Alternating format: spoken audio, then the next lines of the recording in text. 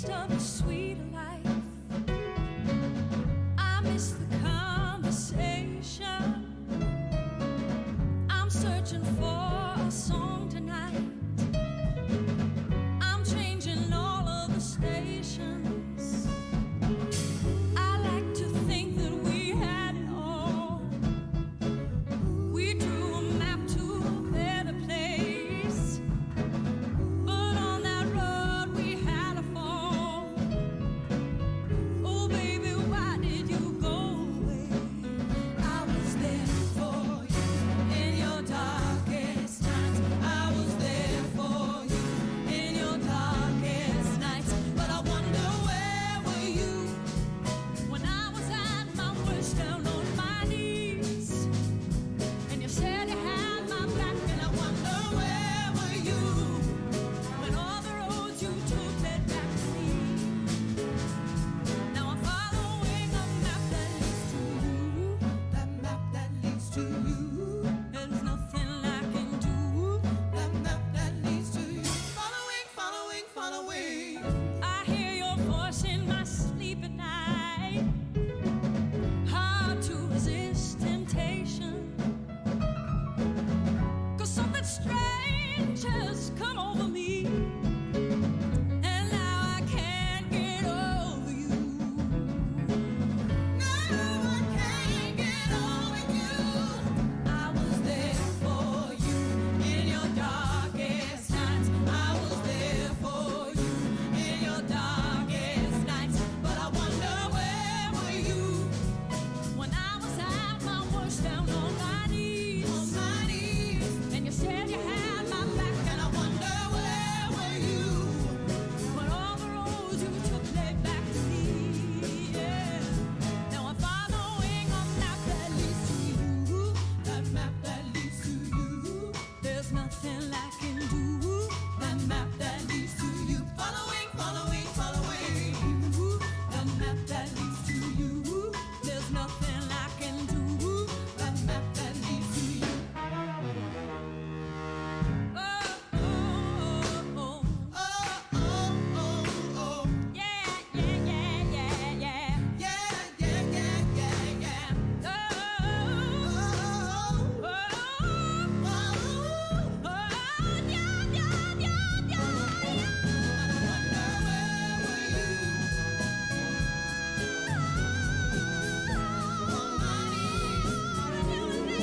And I wonder, where were you with every road you took led back to me?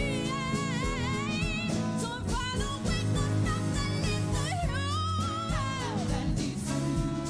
Ain't nothing I can do. That map that leads to you. Following, following, following you.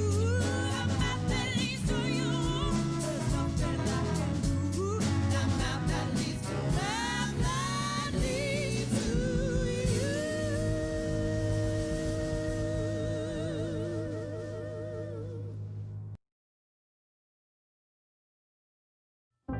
My lover's got humor. He's the giggle at a funeral. Knows everybody's disapproval. I should have worshipped him sooner. If the heavens ever did speak, he's the last pure mouthpiece. Every Sunday's getting more bleak. A new poison every week. We were born sick, I heard them say. My church offers no absolutes. He says worship in the bedroom. The only heaven I'll be sent to is when I'm alone with you. I was born sick, but I love it. Command me to be well. Amen. Amen. Amen. Take me to church. I will worship like a dog at the shrine of your lies. I'll tell you my sins and you can sharpen your knife. Offer me that doubtless death. Good God, let me give you my life. Take me to church. I'll worship like a dog at the shrine of your lies. I'll tell you my sins and you can sharpen your knife.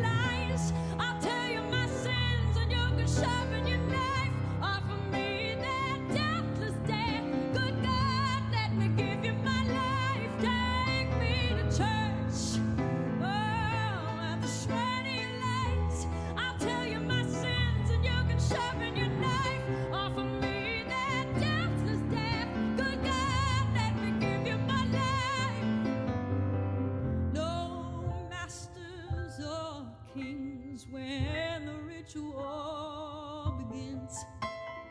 There is no sweeter innocence than our gentle sin.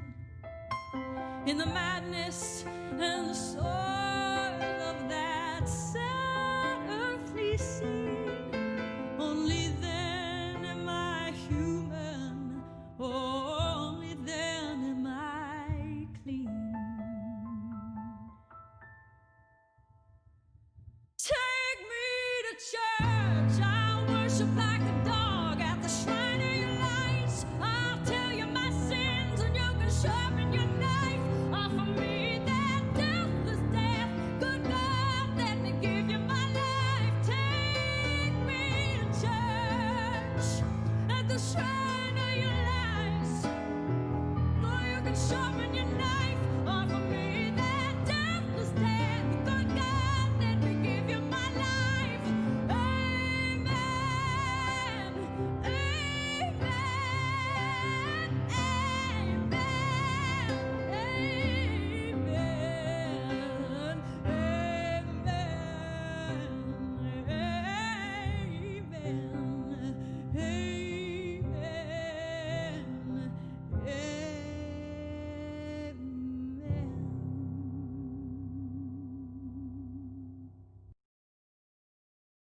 You know she's getting filled by some black stud. You know there's some black fucking bull that's just filling her with cock meat, giving her the real fuck she deserves. Some big black bull just filling her with cock meat. All right, Chad, how we doing? How are we doing? Yes, I know, hot mic, indeed. Let's see. So we got we're gonna bring British James on board. So let's just go ahead and get the hangouts ready for him, which I should have done already, but I didn't do because I'm a lazy fuck. Oh.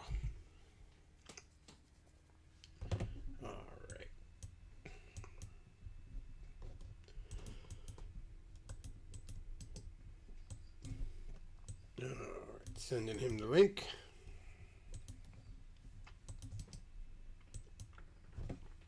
And screw it. Artistic Layman's on too. We'll send him a link.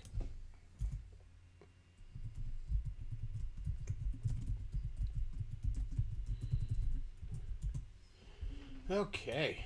Hey, British James, how's it going? Hola amigo, how we doing? Doing good, doing good. It's Communist Day here in America. Labor Day. Yeah, what is Labor Day? Is that just a general bank holiday you guys have, or what does it celebrate? It's supposed to celebrate the working class, the working man, you know, obviously, you know, which in and of itself is, I joke that it's Communist Day. In and of itself, it's not a communist thing, but obviously, you know, fucking socialists who, ironically enough, themselves don't work, love to latch onto it. Really what it is it's the end, it's sort of the unofficial end of summer here in America. You know, Memorial Day weekend is sort of considered the unofficial beginning of summer, and then this 3-day weekend is sort of the unofficial end of summer. It used to be that school went back after Labor Day, but the summer vacation sort of gotten shorter and shorter over the years. So generally the kids are back about a week before, and then they have a 3-day weekend. But it's basically just another 3-day weekend, get you some burgers and shit, and it's... Yeah, so, well, nothing to... I mean, again, it's only 2 months until Ghostmas, so I'm not too disappointed. Yeah, Halloween soon, and then Christmas soon, and there's that shitty ass Thanksgiving in between it. But oh yeah, smallpox blankets to Indians Day, as I like to call it. I always hated Thanksgiving. I mean, I know I've talked about that on here before, but it's such a shitty holiday. Like, Halloween's awesome, especially as a kid. And Christmas is obviously awesome. But Thanksgiving, it's like, here's some terrible food with your shitty extended family, and then you have to watch football. Like, all of that sounds terrible. Yeah, it's not... I was actually reading one of those sort of Facebook tier lists of food which non-Americans love, which they wish was in their country, and someone put... This is an Australian, mind you, so they probably were talking complete shit, but I don't know if they were trolling. they were regretting, why don't we have biscuits and gravy over here? Ugh. Which it seems like a really shit roast dinner to me. Like, I don't like roast dinners. I will pour hot sauce, and I mean, I'm the only Irish person that can handle cayenne pepper. I'm considered a fucking mutant among the Mick population, but gravy is just depressing to me at this point. Gravy is slop. Like, look, it's very rare that there's an even halfway decent gravy out there. 99% of gravy is fucking slop. You pour that on my meal, and I feel like I'm an orphan in a Charles Dickens novel, looking at this fucking gruel, this disgusting shit. Oh. My dad eats. Every once in a while, I'll take him out for breakfast. Not often, because I'm not up in the morning generally. But every once in a while, I'll take his old boomer ass out to breakfast. And he will get the most disgusting fucking things. Almost all breakfast food to me is disgusting, except for the stuff that's basically desserts. And that's disgusting after halfway through. Like, pancakes are great when you start eating them. But, like, halfway through, it's like, good God, get this fucking plate of diabetes away from me.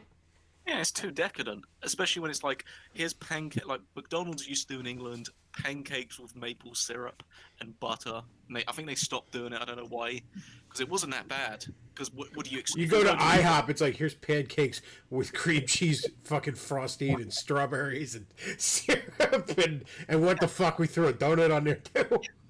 Yeah, let's be honest. If you're going to McDonald's for breakfast or a fast food joint, you aren't taking your health seriously. So just go full in. Doesn't matter. You could pour in Coke all over that fucking food. Like, literally get a cup of Coca-Cola and it wouldn't fucking matter. We're discussing American diets today. The Burger King used to do, they did French toast sticks, which they might still do, which are the bomb. French toast is awesome. That's the one breakfast food I'm always up for fucking French toast. But, you know, Burger King also does their ridiculous breakfast sandwiches where it's like the egg Normus or the meat Normus sandwich, and it's on like a bagel or a muffin. But for a while they were like, you can get this shit on French toast. Like, Burger King went through this phase right around the same time every other fast food restaurant was like, oh, we're offering alternatives where you can get a side salad instead of fries or water bottle instead of a drink. And Burger King went in the exact fucking opposite direction. Like, here's some fried lard, you fat fuck. Just double down. That usually works. Again, as I say, if you're going to go to a fast food restaurant, it's like when McDonald's offers salads now. It's like, you're going to McDonald's for food. Why are you worrying about salads? Just eat a double cheeseburger and fuck off. Somebody in the chat says Burger King is better breakfast. I like McDonald's hotcakes a lot. In fact, when I used to work third, I used to get them right after work, and I'd get a fruit and yogurt parfait, and I'd dump that on the hotcake, so it would be like fancy fruit fucking pancakes like you get at IHOP, but it costs like $3 total. Yeah. I mean, Luke, how's it going? Sorry to interrupt you there, but Luke's with us. I want to make sure everybody knows that. Luke, how you doing? I'm doing good. There's a peaceful BLM protest going on nearby. Is it actually peaceful, or is it giant fucking air quotes peaceful? Well, it hasn't started yet, so technically it's still peaceful. Okay, well, because I mean, we get a few of those that are actually peaceful here in like Lancaster. You know, a couple of fucking white liberals fucking stand in the corner and hold signs. It's like, yeah, that's fine. Just don't burn shit. Yes, please. Just throw some Dragon Ball trading cards, you'll be fine, Luke. Well, They all like Dragon Ball. they all do love Dragon Ball. You're not wrong. Black folks love them some Dragon Ball Z. I don't know why that is. Brown nerds too love them. Like if you find like a Hispanic or a Puerto Rican or a Filipino nerd, he loves them some Dragon Ball Z. Don't know why that is. Yeah, get Zarius on. He'll have to explain this phenomena of even black people have the shittest nerd tastes. God damn, it's something about Dragon Ball Z just doesn't speak as much to the white man. I don't know what that is, but Well, to be fair, I didn't like it up until a point when I realized it was going on forever. Yeah, but that's the funny thing. They like Dragon Ball, but Dragon Ball is essentially the biggest definition of 50 episodes and then something happens. Like, they're watching the equivalent of David Lynch anime, where it takes so long to come back. Like, they've got the inverse thing where white people have to get everything now. It's like comic books, like the average comic takes like 5 minutes to read, let's be honest, it's just a bunch of pictures. But no, black people, they have to spend how many hours just for Goku to move 5 inches and talk about going to Super Saiyan levels. Dragon Ball Z shit. Like, I'd rather watch Sailor Moon, and Sailor Moon is shit. But at least in a pinch, I could jack off to it. Like, the only thing I could say about the only good thing I can say about, and by the way, some people in the chat are like, well, Dragon Ball, no, the whole fucking franchise. Okay, just so we're clear, Dragon Ball G, Dragon Ball GTZ, Dragon Ball Elemental P. I don't care what the fuck it is. That whole fucking franchise is a pile of garbage. All right, just so we're clear. When you're coming to me like, well, Dragon Ball is better, you are coming to me and saying this pile of dog shit doesn't smell as bad as this one. I don't care. All right, I don't want to smell either one. But the only good thing I can say about Dragon Ball Z, it's not as bad as Naruto. It is not as bad as Naruto. Holy shit, Naruto is hot fucking garbage. Wait, have you sat down to watch Naruto? Because I know you've had mates who watch Dragon Ball, but what's your... I mean, Naruto just seems like shit version of Dragon Ball, which is like another level of hell. Well, Naruto used to be played on fucking Adult Swim of all fucking places.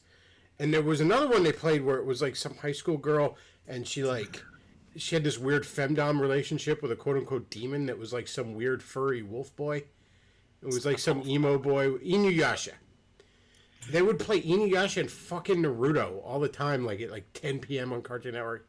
And I dated a girl that was fucking heavily into Naruto, and I regret ever fucking giving her the time of day.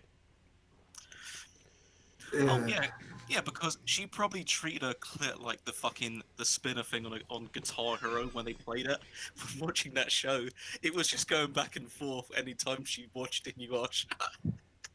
Yeah, that's one that went on forever and has a sequel that's still going on forever. And now we're following his daughter. So it's like Boy Meets World. Had a sequel where we follow the daughter. Except there's no hope of it ending sooner. So that's the thing. Except I don't get to stare at Topanga's glorious titties while I watch it. Oh, there's that too. Oh, and the daughter is very masculine. No, you will not see that. That's the thing. Male nerddom is one thing, but when you get the occasional female nerds, there's almost a level of distilled autism that's fucking... Like, have you seen the Supernatural fandom? Oh, like, God. the shit they send to the actors on their Twitter is like... You've probably seen, like, the Steven Universe video that ER did, but those were, like, there's a reason why he was, like, not sure if it's worse than the Steven Universe fandom, when it's like, you've got fans sending pictures to the actors saying, I'm gonna murder their wives, and, like, holy fuck, that's bad. Well, I mean, 10, 15 years ago, 15, 20 years ago, I guess now, fucking anime was for, let's be real, it was for fucking ghetto trash and girls. Like, that was who the fuck was into anime. Ghetto fucking nerds and girls. Like, the manga section at the fucking bookstore was nothing but girls. Like, 15, 20 years ago. Now it's nothing but guys that wish they were girls, but that's a different part. But no. My mistake. Naruto is the youngest son. Ugh. It's like when I'm at, like, a Comic Con or a Nerd Con or something, I see somebody with one of those stupid fucking Naruto headbands. I'm just like, oh, cool. I know I don't have to ever take your opinion seriously. I appreciate you letting me know that, cutting right to the chase. That all words out of your mouth are to immediately be disregarded. I like those guys at the cons, though, because I see if there's an active shooter, there's got to be someone shot before me. 'Cause if I had an AR-15, I'd be shooting the fancy metal plates for bonus points. You just got a guy dressed up in red and yellow. It's like he's like a British soldier in the 19th century. He's painting himself like a target. You can't do him. He's gonna run towards him with his fucking arms out like a fag. Area 51 was the wrong way. Like, people wonder why I fucking hate these gook tunes. It's like, I grew up when Dragon Ball Z, Naruto, like, Sailor Moon, and then later Naruto were the fucking... I grew up at a time where Pokemon was the best fucking anime in the American market. Like, by a wide margin. That was my childhood and teenage years, and you wonder why I never got to fucking anime. Don't get me wrong. I would, but years later, I would come and find some good anime. You know, I'd get like introduced to movies like Spirited Away and Princess Mononoke and shit like that. You know, and I'd go back and read the classic fucking Astro Boy comics and shit like that. But yeah, you're like, I came of age with Dragon Ball Z is what the fuck defined anime, and you wonder why I think it's all fucking garbage. Why I just have a natural disdain for it. So you never saw Tenchi Muyo? No, I've never seen that one. It's the only really appealing thing is what quasi sex appeal there might be because a bunch of girls fighting over a guy. I mean, let me put it this way: I can barely get into the Mega Man X video game series just because the character designs start to get too anime for me. Like I play the first one, I'm like, that's a great game. It's like, you want to play the sequels? I'm like, nah. Yeah, I know how this sequel goes. I mean, honestly, the only when Sailor Moon and all that first came out, the thing that always got the appeal to me. I mean, I know that that guy with the glasses always jokes about how he watched Sailor Moon because it has sex appeal. But realistically, I was anime nuts or animation nut. I loved it because it looked dynamic and cool. Because it was very clear that this was not made in America. Because when you're owning nothing but Mickey Mouse and all the Disney stuff, you look at designs like this. Oh, this looks cool. Let's watch this. Again, I mean, I've grown to appreciate it a lot more, but like at the same time, man, manga nerds are just insufferable. They're just fucking insufferable. Holy shit. Just talk down to him. At this point, don't even say who would win in a fight, Superman or Goku. Just say Wallace and Gromit would beat the fuck out of Goku. You know what? You know, I literally years ago, I've thought about doing this video, and I just kind of like, you know, too lazy to make videos. But I was gonna do like a big video where it was like death battle Superman versus Goku, and I was just gonna like, you know, set it up like I'm really gonna analyze it, and then I'm like Superman wins by default because Goku's too busy sucking dick to show up. I just leave it like that, like fuck it. Ooh, oh god. There's nothing worse than like look, I like to sit around and have like a nerd talk about who could beat who or something like that. That's fun. But there's nothing worse than that one that like the guy who like Dragon Ball Z fans think that Superman can be beat up by Goku because they like Goku. You know what I mean? Like that's their reasoning, whether they want to admit it or not. And those kind of fucking people are just insufferable to talk to. Like, there was some spurg that used to, like, be in my comment threads that, like, some trad Catholic little fucking Filipino boy. But he was obsessed with fucking Star Wars. To the point where, like, he would rag on me or be mad at me just as much for not liking Star Wars as much for not being Catholic. And he would, like, I remember sometime I made some, like, offhand comment about Dr. Doom could take Darth Vader, and this motherfucker sends me like this manifesto as to why he thinks it's wrong, and it's like, dude, I don't care. Like, you just like Star Wars. That's why you want this to, like, just leave me alone. It's so insufferable. I was actually saying on that note, what are your thoughts on the supposed rumors that George Lucas is going to buy up the IP, or at least the rights to Star Trek? To Star Trek? I don't know, man. This fucking Star Trek's... I'll be honest with you. I'm kind of interested in seeing that Star Trek cartoon just because I like the idea of, like, you know, I kind of making fun of it a little bit. Like, I mean, but the problem with that is, here's why I think the fans are really mad about that show. The other Star Trek shows right now are shitting on Star Trek. You know what I mean? So if you want to have a cartoon that's kind of irreverent and kind of, you know, taking potshots at it, you sort of have to contrast that by also having an actual Star Trek show that, you know, treats the franchise with some respect. Whereas very clearly the people in charge of it right now just want to shit on it. Yeah, it's like you watch it and you're like, oh, this is what the people who run Star Trek think what the Orwell is about. The Orville is about. Oh, man. By the way, the Orville has comics that are fucking great. They just started another series where it's in between seasons 2 and 3. Great stuff. Yeah, if it's true that after season 3 the Orville's done, I hope that this creative team can just keep it going as a comic. Yeah, but the biggest problem with Lower Decks is it's offensively bad, but I just don't care. I mean, people have reviewed it and so show that the show is literally going out of its way to make the white man the butt of every joke, but I just don't care anymore. I just don't care anymore. See, that's so annoying. Like, why can't you just have some... Like, there's so much humor to be mined from the fucking Star Trek setting. Like, not stupid fucking farcical stuff, but just... It just, mining humor from the fucking setting. And... I don't know, man. Let me put it this way. I'm much more interested in giving Lower Decks a shot than watching fucking Star Trek Picard or Discovery. Like, I'll be deep in the cold ground before I watch those. Yeah. Like, I just don't want to watch, if I want to watch Gene Roddenberry's corpse get raped, I'll dig up J.J. Abrams movies. Yeah, from what I understand, it's all the same in the end. I'll say two things. I don't think the J.J. Abrams films are that bad, but it's actually a good thing because the more times Alex Kurtzman's make really shit TV shows, we can actually generate power from. Because California is definitely going to fucking need it, seeing as they've now got brownouts all the fucking time. I have a prediction about Star Trek, and you mark my words because this is going to turn out to be true. You know how everyone shits on Voyager, right? Yep. I think a little too harshly. Don't get me wrong, Voyager has some of that coming, but I think people are a little too harsh on Voyager. Voyager definitely has some redeeming qualities, unlike the current fucking Star Trek shows. But I have this prediction. You noticed how, like, after the Disney movies for Star Wars got to be such utter shit, people started going back and looking at the prequels and being like, oh, these weren't so bad. That is going to happen to Voyager.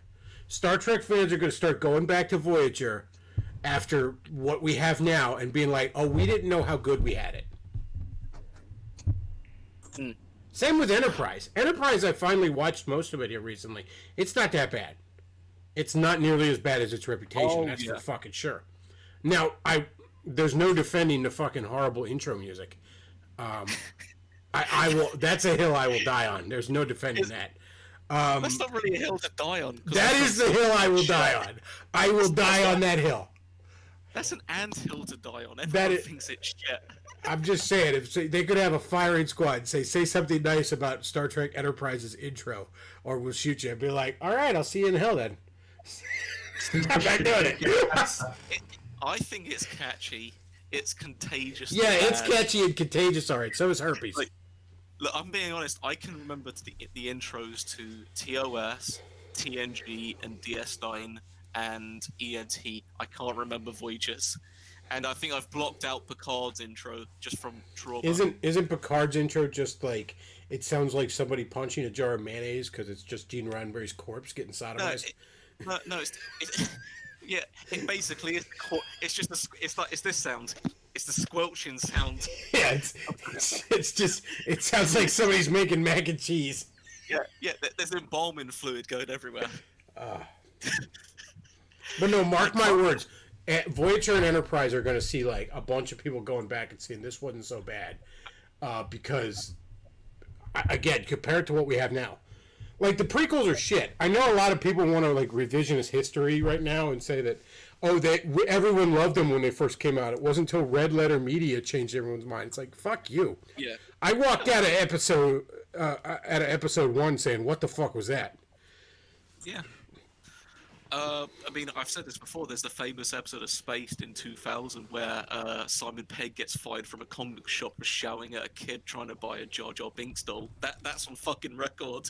You remember the episode of Clerks when they called George Lucas to the stand in that trial, and it was like, didn't you know it was a bad movie? Yeah, it's like they're not. Do you know what? They're not atrocious films. I'll say that. Just like Voyager, they're not like I don't physically recoil when I look. Like Voyager wasn't bad. I actually liked it as a show because it was the second Star Trek series I watched. After like DS9 technically was the best one I ever watched. Everything after that was basically a decline. Even TNG was technically a decline, and I even skipped seasons 1 and 2.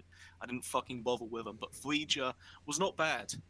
I'll actually say one thing though. TNG is probably the Star Trek show with the only good ending to it in terms of the last episode, and that's excluding the films because the TNG films. If we want to talk about revisionist history with Star Trek and Star Wars films, I would say the TNG films did to Star Trek what the Star Wars J.J. Abrams films did to Star Wars the original trilogy. They're fucking bad. No one mentions it. But I think I'm gonna say that the Voyager series finale is pretty solid. Really? It's I like it, and also I like the Enterprise series finale. You're content. A lot of people. I'm not saying I don't disagree with you. I'm not saying they were great. Yeah, definitely. All good things is far superior to them. But they're decent. Well, the Enterprise ending came about because the thing got cancelled. The guy, like, not to spoil Enterprise, a show that came out in 01, but the guy getting killed, this certain actor, I won't say in case you do want to spoil it. Like Star Trek, usually it should be a 7-series show. From TNG onwards, that kind of became the tradition up until Voyager. It should have had 3 seasons, but you can actually tell, like, if you've seen Enterprise, you can tell at the end of season 1, and 9/11 did actually fucking change that show a lot. When you look at the start of that show, up until when you have, like, the big event on the Earth that kills, like, 10 million people, the Zindi War, you can tell, like, 9/11 actually had a tangible effect in that show. And it technically did make the show better. From seasons 2 and 3, the show does pick up a lot. It picks up quicker than, say, TNG did, because obviously that show took 2 seasons of complete shit, and then season 3 it's like smooth sailing. Enterprise is really interesting because it has a very distinct identity. Because first of all, it's Starfleet, but it's not the Federation. At this point, Starfleet is just the name of the humans, of Earth's. Now they have a few aliens on their ship, but that's like cultural exchange shit. It's not a Federation. And they are insanely outclassed and outgunned. They're going out into the galaxy in their rinky-dinky, like, barely does warp 3 fucking ship. And everybody's got better shit than them. They don't even have shields. They've got, like, reflective plating. It's like, what does reflective plating mean? Does it mean if you point at it and it just fucking laughs at you? It's just... They don't have... They wave a flag that says, please don't hurt me. That's what the fuck they do. The best thing they don't have tractor beams. They've got, like, cable ties that extend out, and that's why I'm saying Enterprise in theory should have been a really good show. And I like the fact that, like, everybody's still fucking racist. Like, everybody's still racist to aliens. Like, not like, like, there's the human separatist, like, terrorists and all, but most people, it's not, like, obnoxious, like, hateful shit. It's just like, yeah, I don't trust these guys, or these guys are kind of shady, or I don't know about these guys. It's just good old-fashioned suspicion of different people. Yeah, it's... Did you watch the entirety of Enterprise, by the way, all 4 seasons? I watched most... I've missed a few episodes. My dad binge-watched it, and I kind of popped in and out of it. So I've watched all 4 seasons, but I haven't seen every episode. What did you think of the Mirror Universe episodes and the fact that they changed the intro for it? The intro changed was fucking awesome. That's the one time I didn't skip the intro, and I like the the Vulcans. The Mirror Universe is cool as shit. I really like that concept. Just, but yeah, it's weird that they find like the convoluted time travel plot device that thrown into it too. But it all kind of worked out well. I like the Mirror Universe episode. I like that the intro, when they changed it, they went from obviously gay shit, and they just went full orchestral. Here's footage of the Holocaust happening. Fuck this gay stuff. We're just gonna have tanks and shit. The Mirror Universe are great men aren't explorers, they're conquerors. And it shows them making the agony booth and shit like that. Yeah, I gotta say, Enterprise is not nearly as bad as I was led to believe. It's not, I think, because it was still... It only came out, I think, was it like... Here's the funny thing. It only came out maybe 2 years, or... I can't remember the release date. It wasn't that long after Voyager finished. It was early to mid-2000s, I believe. Yeah, it wasn't that long after it. When you look at... Let's be honest, TNG, how long that started, aside from maybe the change from seasons 1 to 3 of TNG... I don't think, and maybe obviously the fact that they moved to a lot of CGI ships during the sort of DS9 Voyager period, that show kind of still had the same look and aesthetic. So then when you went into Enterprise, they basically changed everything. It still kind of holds up. It's not a bad looking show considering it's close to over 15 years old. Yeah, some of the CG in it doesn't work out well, but I mean, Star Trek was playing around with CG in the early days of CG, so... I don't think there's any Star Trek show that's had good CG in it. Yeah, it's just barely on that limit of what's acceptable. But yeah, I enjoyed it. There's a lot to it that I enjoyed way more than I thought I would. Not a bad captain either. Actually, I'd even say not a bad. Most of the cast wasn't even that bad. Like most, I'll say two things. Best Doctor is either going to go down to Bones or the emergency. I'll say one thing of Voyager. It's probably got maybe the best Doctor. Voyager has the best Doctor. Debatably, I definitely. I mean, unless you ask my penis, then it's TNG. Obviously. Okay, yeah, but, really, yeah, but regardless of penis, she's probably the worst one if you don't fucking include that. Well, come She's on, the she most- got fucked by a ghost. What? So stupid. Yeah, but, and then She she's got fucked by a space ghost. But that's the only thing that can make her interesting. She had fucking Casper knocked her up. Oh, Other than fucking Troy goes into her quarters and all she sees is Beverly's asshole.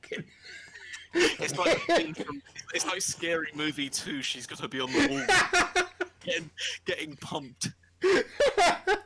Oh god. But she's Oh man, so- season 7 at TNG.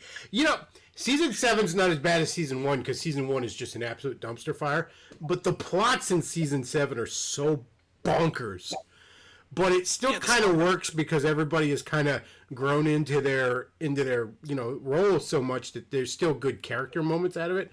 But like it's remember when the ship got taken over by like a fucking sun and moon god from some planet? There was oddball shit, but I still firmly believe TNG's probably got the best finale.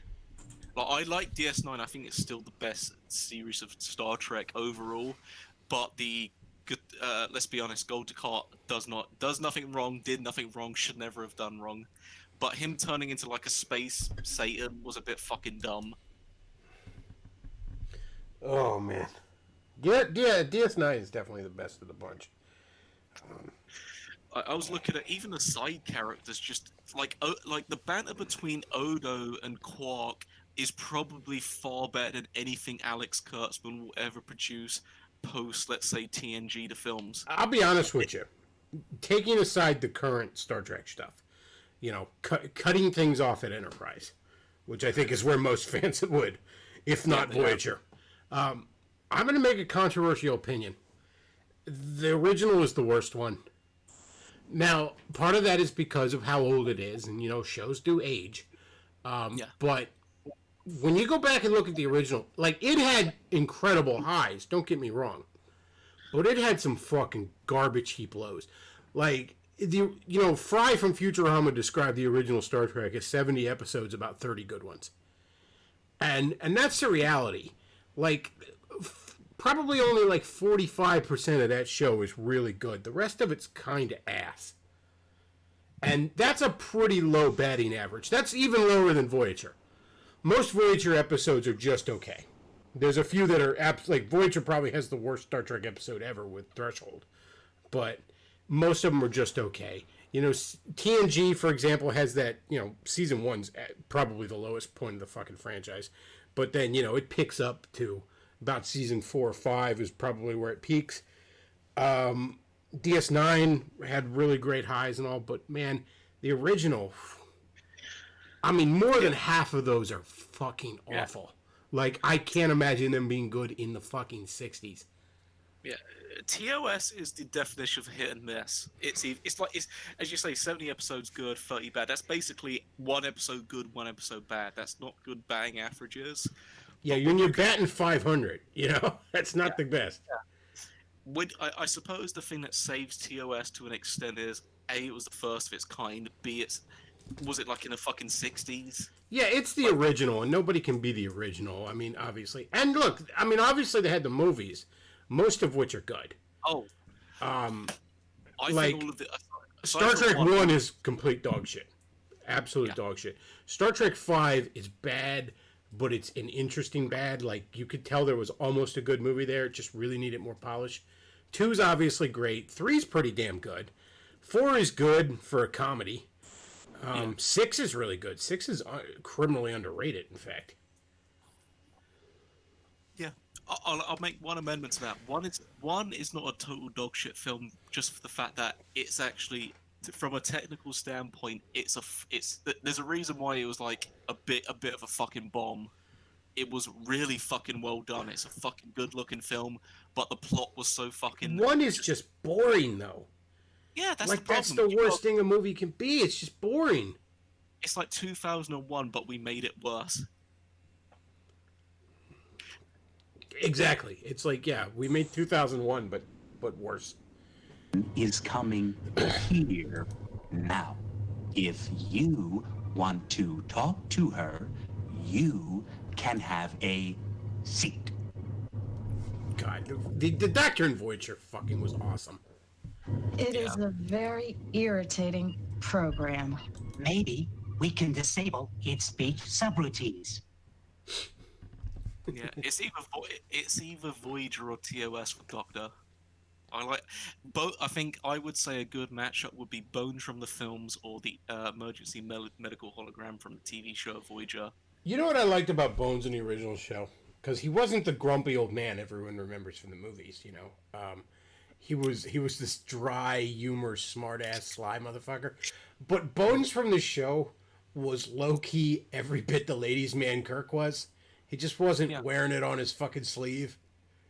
Yeah. Like... It was also, and this is what I say about actor-wise. There's still shit going down with. Is it DeForest Kelly is the only actor of the TOS era that had no issues with any other actor. Every actor on that show had a fucking, especially fucking Kurt. Like, as much as I like William Shatner, he's a fucking cunt. He's a fucking funny cunt. He's a very good. He's fun. Like, did you see like some of his tweets when he was talking to Brianne Wu? He is difficult to work with, from what I understand. Yeah, he had issues, and he still had like even George Takei is still flinging shit at the guy about his wedding, and William Shatner's like, "What the fuck are you talking about?" But like the best tweet I saw was like Brianne Wu was like talking to William Shatner saying, "Oh, you're a transphobe," and he's like, "Shouldn't you be flinging rocks off the moon with your catapults?"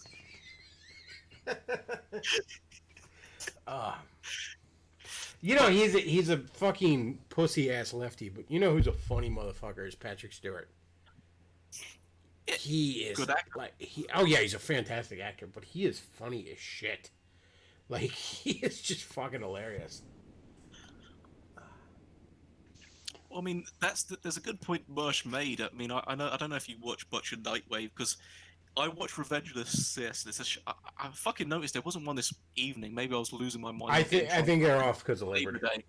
Oh yeah, Labor Day. But there's a point Mersh makes like if you're gonna look at all the media you consume and say, oh, like, unless the guy is outspoken about it, but if you like discover, let's say, your favorite actor or a TV show that you like is made by a guy who's a liberal, it's like if you're gonna go about only watching media consumed by right wingers, you're going to be fucking massively restricted. Yeah, exactly. I don't want to be stuck watching Pure Flix crap all the time. You know what I mean? Like, that's something... Because my dad gets sucked into that all the time, where, like, he gets into a new show and then he wants to look up that actor, and then that actor turns out to be a cunt, and he gets all mad about it, and I've told him before, I'm like, look, I always use the example of Stephen Amell, the guy from Arrow. Because when that show first came out, I had an Arrow boner from here to Alpha Centauri. And I still love that actor. You know, I liked him in that fucking Ninja Turtles movie where he was Casey Jones. Everything I've seen that guy in, I've liked him in. He's a great actor. He's charming. He seems cool.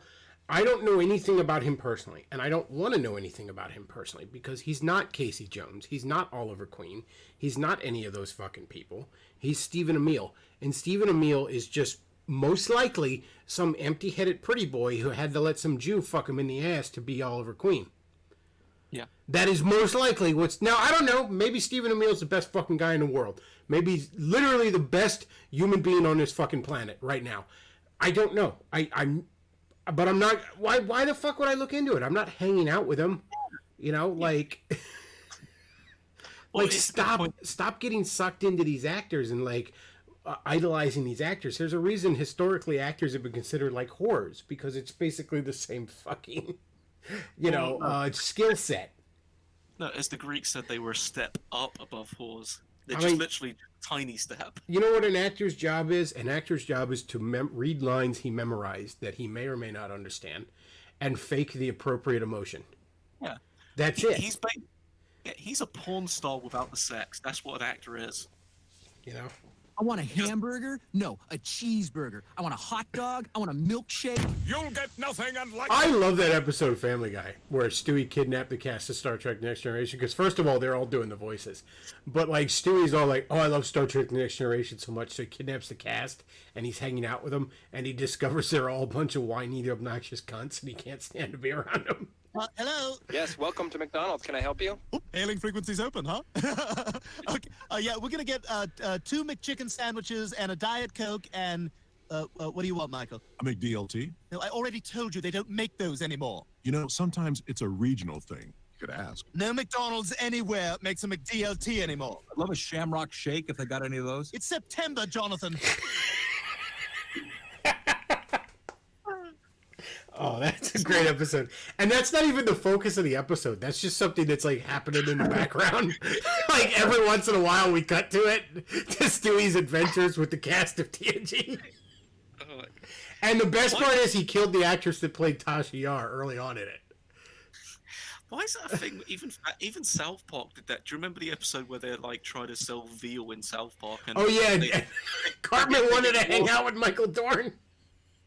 It's like he has to put the makeup on and try for that. Oh, Michael Dorn's a hell of a voice actor. He does a lot of voice work. A lot of the TNG guys do. I played the latest XCOM game, which is a strategy sort of turn-based thing, and for their last DLC they got the actors they got Jonathan Frakes, they got Michael Dorn, they got the actress who did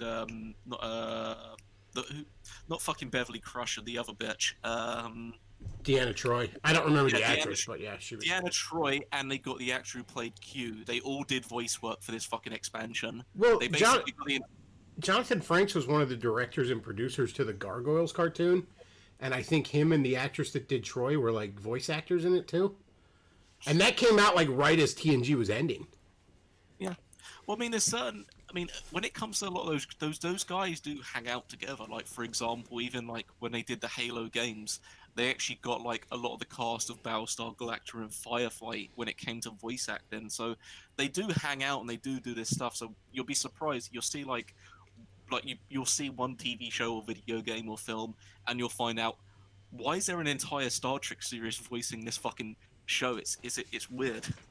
I thought it was kind of funny how, obviously Patrick Stewart did Professor X in the X-Men movies. He ended up doing Professor X in a bunch of X-Men video games too. Like, I know X-Men Legends 1 and 2, he's the voice of Professor X. It's like, it got no other cast members from the movies in this, but it's just like, Patrick Stewart's like, yeah, I'll be Professor X some more. That's fun. But yeah, don't ever get caught up in. How's that gonna work? 3 days at my house, 3 days at Lavar's, and alternating Sundays. For a pencil topper? I have to pee again. That's it. Goodbye. But yeah, Yeah, don't get caught. Like, there's a reason why they say don't meet your heroes. You're gonna be fucking disappointed by the guy who plays your favorite actor because he's either gonna be a fucking alcoholic or a cunt. And and sometimes it's the again, I'll use the superhero example. Look at Captain America. Steve Rogers, stand-up, moral guy, all this stuff. Chris Evans is an absolute piece of shit. Chris Evans is a contemptible fucking cunt. All right? And hell, while we're on Marvel, the guy that plays Bruce Banner, fucking genius. Mark Ruffalo is a fucking moron.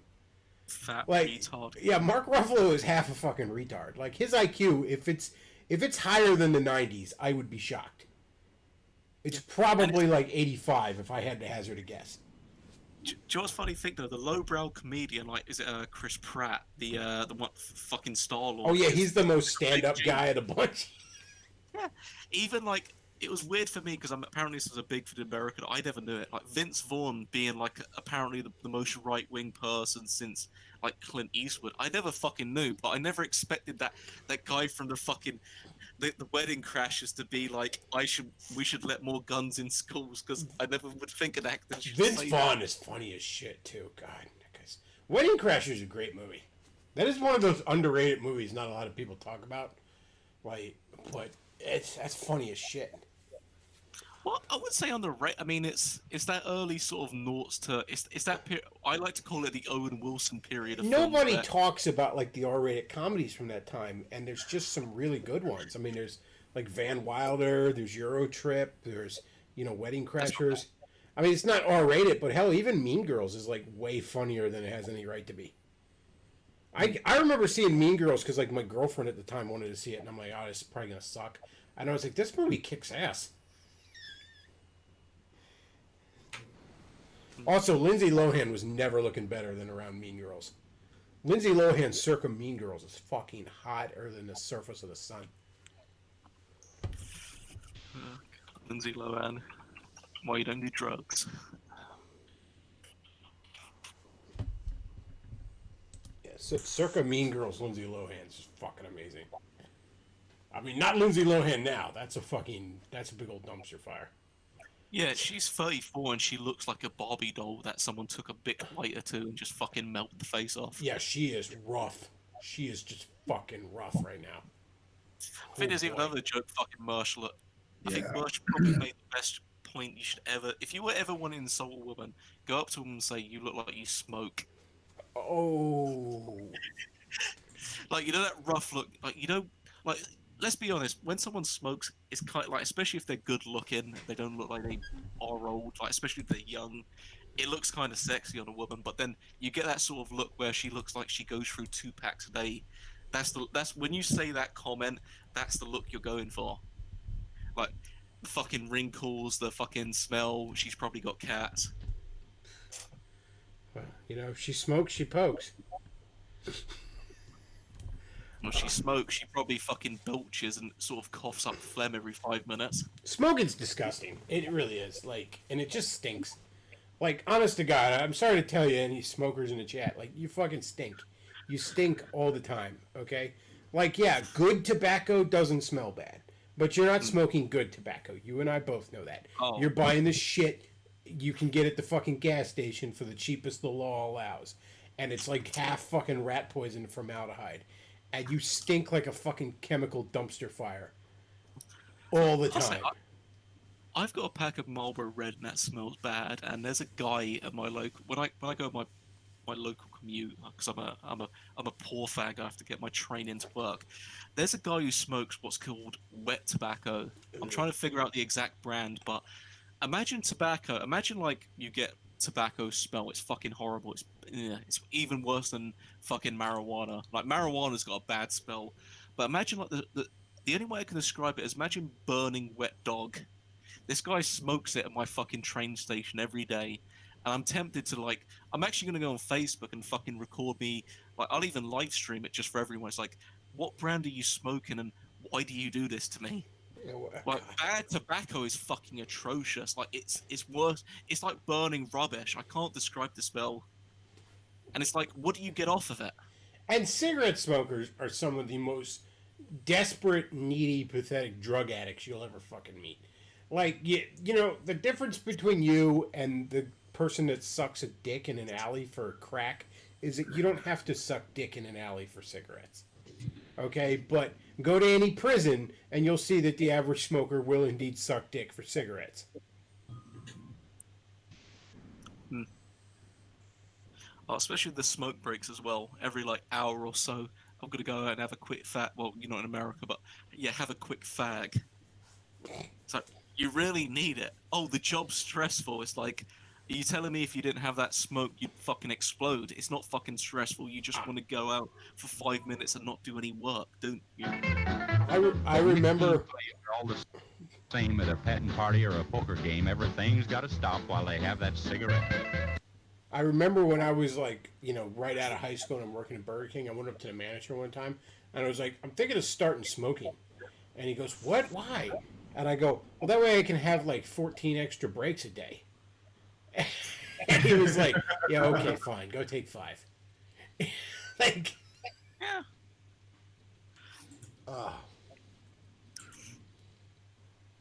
Yeah, but I was actually running a good experiment. I'm going to run this thought experiment with you and Luke, Chris. Ask every person that you know who smokes, did they start smoking before or after the legal age, and then examine how much they smoke. I guarantee every person. This is why I like. I know it's a separate topic, a different can of worms. It's why I dislike the idea of legal marijuana. Almost every person you'll ever meet started smoking at like 14, 15, or well before. Well, I don't know. Is it 18 for the US for smoking? Or Yeah, but you 21? know what? I get what you're going at, that, it makes it easier for kids to get to it. I will say this, though. I think it's just a question of how regulated it is. For whatever reason, cigarettes are not... It's just easier to get cigarettes and some other stuff. Like, I'm old enough to remember when you could fucking go get cigarettes in a vending machine. And there was nothing stopping anyone from putting the money in and getting the fucking cigarettes out.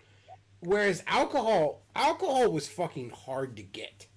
Like, it was literally easier to get weed than alcohol when I was in high school. Like, Oh yeah, certain stuff. Yeah. so I don't think that, like, deregulating it automatically means it's going to be easy for these kids to get. I don't really understand why kids have such an easy time getting cigarettes. I don't know what the fuck's going wrong there. But you're right. Everyone that started smoking in high school, if not middle school. Yeah, like really. And it boggles my mind. Like, I don't know how these kids are able to hide it. You know what it is? I honestly think its parents just are fine with it.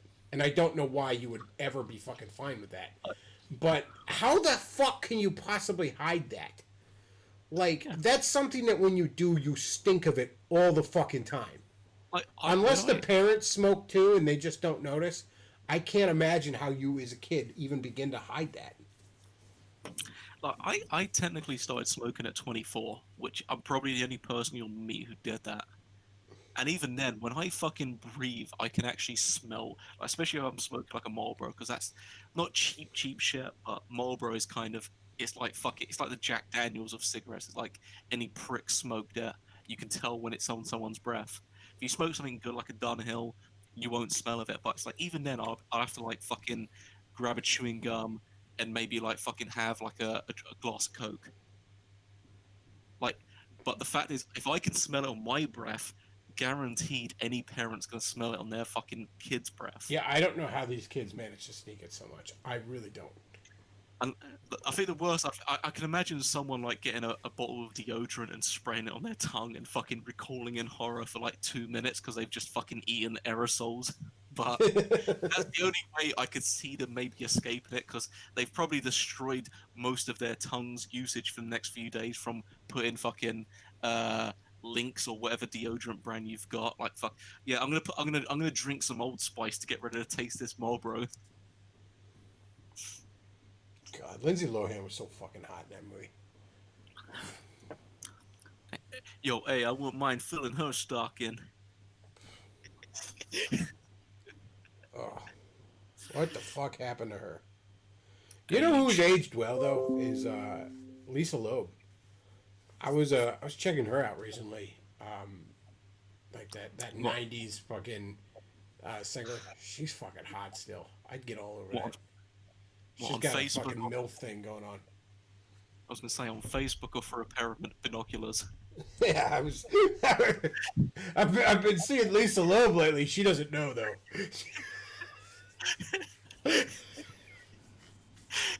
Yeah.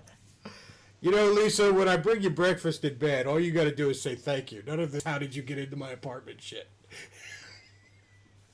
Yeah. All my panties smelled like they've just been sniffed by a fucking dude from Pennsylvania. Oh. They're all neatly folded.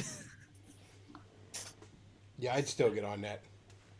That does it for me. I gotta admit that. It's not quite AT&T Girl though. That's a new one that I'm quite fond of. Oh, she's a MILF Kino. Oh. Didn't they try and censor her, if I remember correctly, the AT&T Lily, whatever her name was? Well, I don't know how they hide it in those. They hide the fact that she's got some giant titties in those commercials. I don't know. I don't know if they're CGIing them away or something, but they really keep that fact low key. I don't know why, man. If I was making those commercials, I'd be like, you get those titties front and center. We are going to be signing people up to AT&T left and right. Yeah, It's almost like they're doing a reverse Bill Hicks when they were saying like every advert you're going to see in the future is going to be a naked woman with a can of Coke in front of her pussy, and then it's just a tagline: "Drink Coke." Like, I wish. We've almost gone to the point of Bizarro where, like, okay, let's be honest, sexual appeal to sell shit is sleazy, but we're almost doing the complete opposite of having fat, ugly people talking about politics to try and sell fucking Wendy's burgers. It's this left-wing puritanism shit. Like, I mean, the one good thing you used to be able to say about liberals is they knew how to have a good time. But boy, is that gone. Yeah, liberals were edgy. Now they're fucking not. They're as blunt as the fucking most Baptist of fucking conservatives. Yeah, they're just godless versions of Jerry Falwell. Yeah, it's like, okay, cool. They're not talking about Jesus, but they're talking about how women are being abused every 5 seconds and how black people are fucking the true inheritors of the earth. Jeez. Yeah, like every fucking commercial is a fucking gay couple or a white chick and a black dude or something. Dude, I'll never forget, and it was still, I think episode 7 had just come out, like the Force Awakens. But I'm fucking, like the only shows I was watching on TV at that point are like Arrow and Flash. And there's a fucking Campbell soup commercial with like fucking 2 dads like giving soup to this kid that they'll probably molest in a few years. And it's like pause. Here's some old advertisements. Oh, hell yeah! See, that's what I'm talking about. Oh.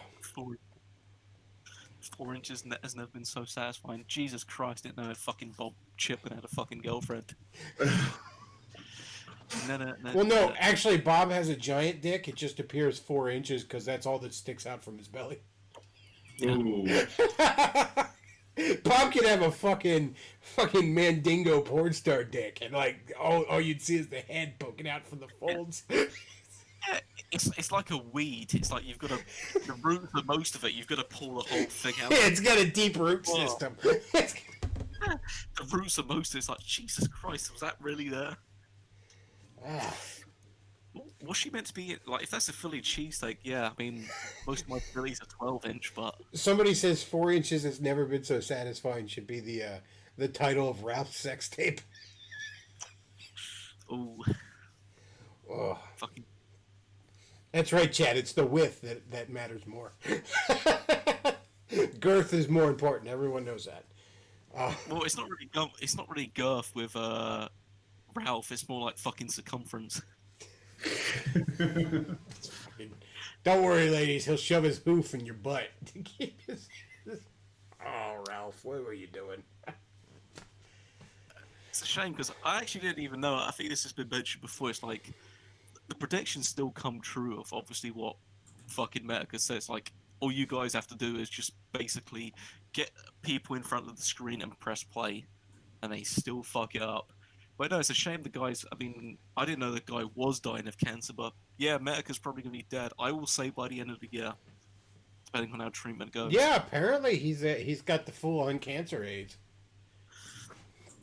I mean, it was memed, but yeah, it's true. I mean, I don't know. That could come from the 18 packs of cigarettes he smokes a day. I don't know. Yeah, Black But, Camel. yeah. It's going to take a lot of camels to carry his body. Yeah, that's going to be a disappointing thing because to be honest, if you look at what his legacy is going to be, his Gamergate stuff and even post that was pretty fucking good. And even let's be honest, his fucking I think he actually put it quite well. It's like most people have not even found the majority of his alt accounts he used to make. I contend that his that guy with the glasses series of videos, that was genuine fucking journalism. Like, yeah, the last one he got into all the rumors and shit, but he was incredibly fair. He was incredibly truthful on those. There wasn't a lot of speculation or anything like that. Those are great videos, man, on a interesting little subculture on the web.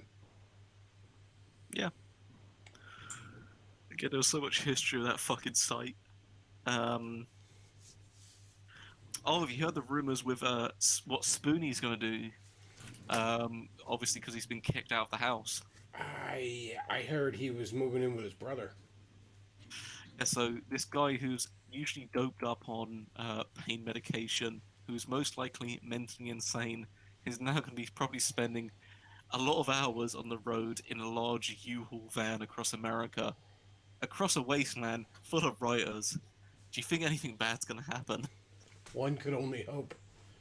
I mean, Spoonie's a piece of shit. I don't understand. To this day, I don't understand how he has so much goodwill from people because he made them laugh 10 years ago. Like, that is a contemptible shithead. Yeah. I mean, there's the term that you're there for, as you put it, I think, in the last review, it's like, you're there for your fans. It's not the other way around. Your fans aren't there for you. Yeah, that's something that drives me nuts. I don't like people that, they think that their audience is there for them. It's like, no, they're like the fucking Wignat that we watched where he's crying to his fucking audience about how his girlfriend left him and shit. Like, why the fuck would you do that? Like, your audience isn't your buddy for a shoulder to cry on.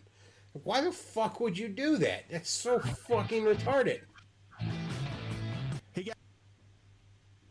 What were you playing there, Luke? Oh, here it is. All the best. Thanks. And those sorts of sentiments aren't unique to the people that are posting on Patreon. They're not unique to the people that financially supported Spoonie. You'll find this is a common thread in the vast majority of content that is critical of Spoonie, be it comments that are posted on his subreddit, content that's posted on his Patreon or on social media, even the vast amount of videos that have been put out talking about what happened to Spoonie 1. And that thread, that piece that seems to resonate. Oh, internet lost. Wow. But yeah, it's always weird. Spoonie's always a weird case in that regard. How the fans always love him still. Well, it's nostalgia for the past, but it's a fucking insane amount.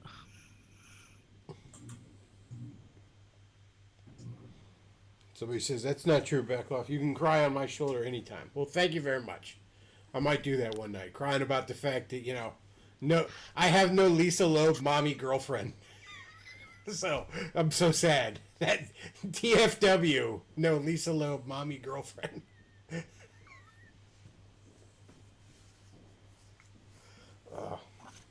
I don't have some Black Teenix co-host to constantly undermine me on my stream from just off camera. Yeah. Whatever will I do? Yeah. No darky co-host to colonize.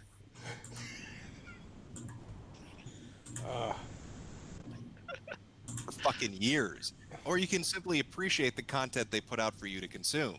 But I think for me personally, what really hits home, what really fucks with my head, is that this website and these people have taken up a portion of my life, a piece of my lifespan that I can actually recognize. I can put fucking chronology to this, and that's spooky as shit. I suppose it highlights the impact that the internet is starting to have on us.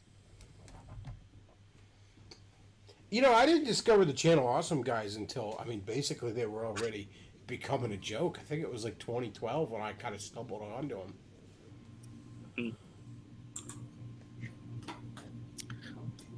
Yeah, I had some early nostalgia. Like, let's be honest, most people that started with Channel Awesome was basically nostalgia critic.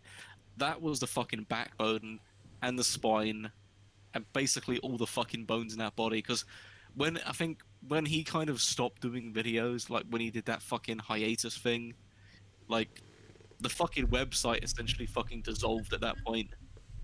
Because let's be honest, it fucking all was nostalgia. Okay, Spoonie was good when he was actually working, but good channels, like say for example like Cinema Snob, which were also on YouTube, that shit wasn't gonna hold the fucking channel up.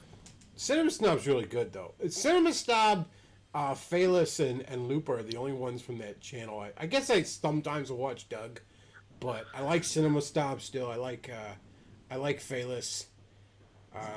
I'll watch Looper, but that's mostly because I want to fuck her. Like, I'll be honest with you, like, her content's not bad, but I freely admit that I'm a bit more generous to it in my opinion, because I would just rail the fucking shit out of her. I'd make Phalos watch too. Yeah, it's weird too. Like, there's some really good videos that Phalos, Lupa, and Brad did together. Like their review of Food Fight and stuff like that. Like, they seem to be like good buddies and shit. But Lupa and Brad had like this huge falling out that I'm sure Phalos, because that's his girlfriend, probably has to take her side. Yeah, Brad's a different case. I don't know, man. I don't know what's going. Like, just a whole bunch of people can't fucking get along. I mean, I only got one motherfucker who used to be in my running crew that I don't get along with anymore. Oh, and in all fairness, there's a whole lot of other people that are ex-friends of him too. So I don't think I'm the problem in that. Wait, you telling me we're not going to get the band back together anytime soon? I mean, he could come on here if he wanted. It'd be funny. Like, he could come on here. I'm not gonna tell him no. I'd love to see what the latest fucking bomb, the dick is in a condom thing. I'd love to see what his sequel to that rant is. Well, he's not on Skype, but I was going to say Chris Beckloff called you a pedophile. I disavow. I said no such thing. Do you want to come on to defend yourself? I said no such thing. Yeah, we were definitely not talking about someone who's Canadian. The king of Canada, I'll have you know. The rightful king of the fabled land of Canada. Yeah, he's got a full head of hair.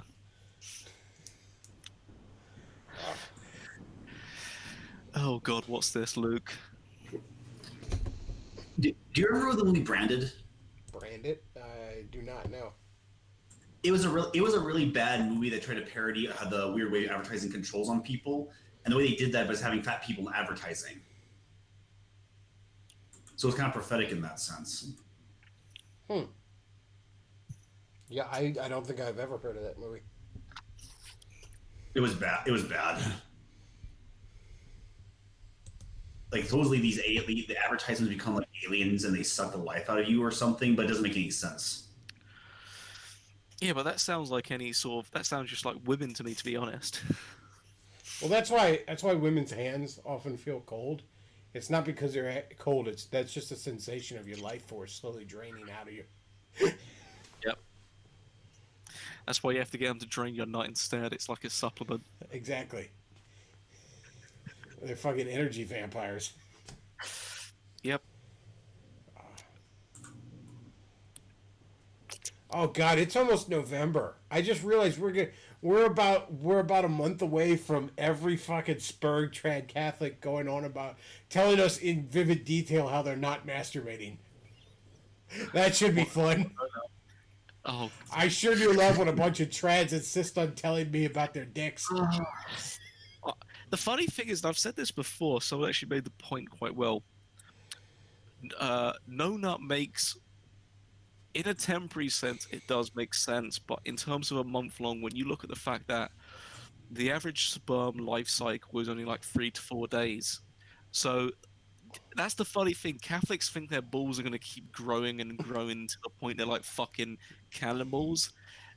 Your balls are only going to go as far as 3 to 4 days, and then it stops in terms of actual production, because that's the lifespan of the fucking sperm cell.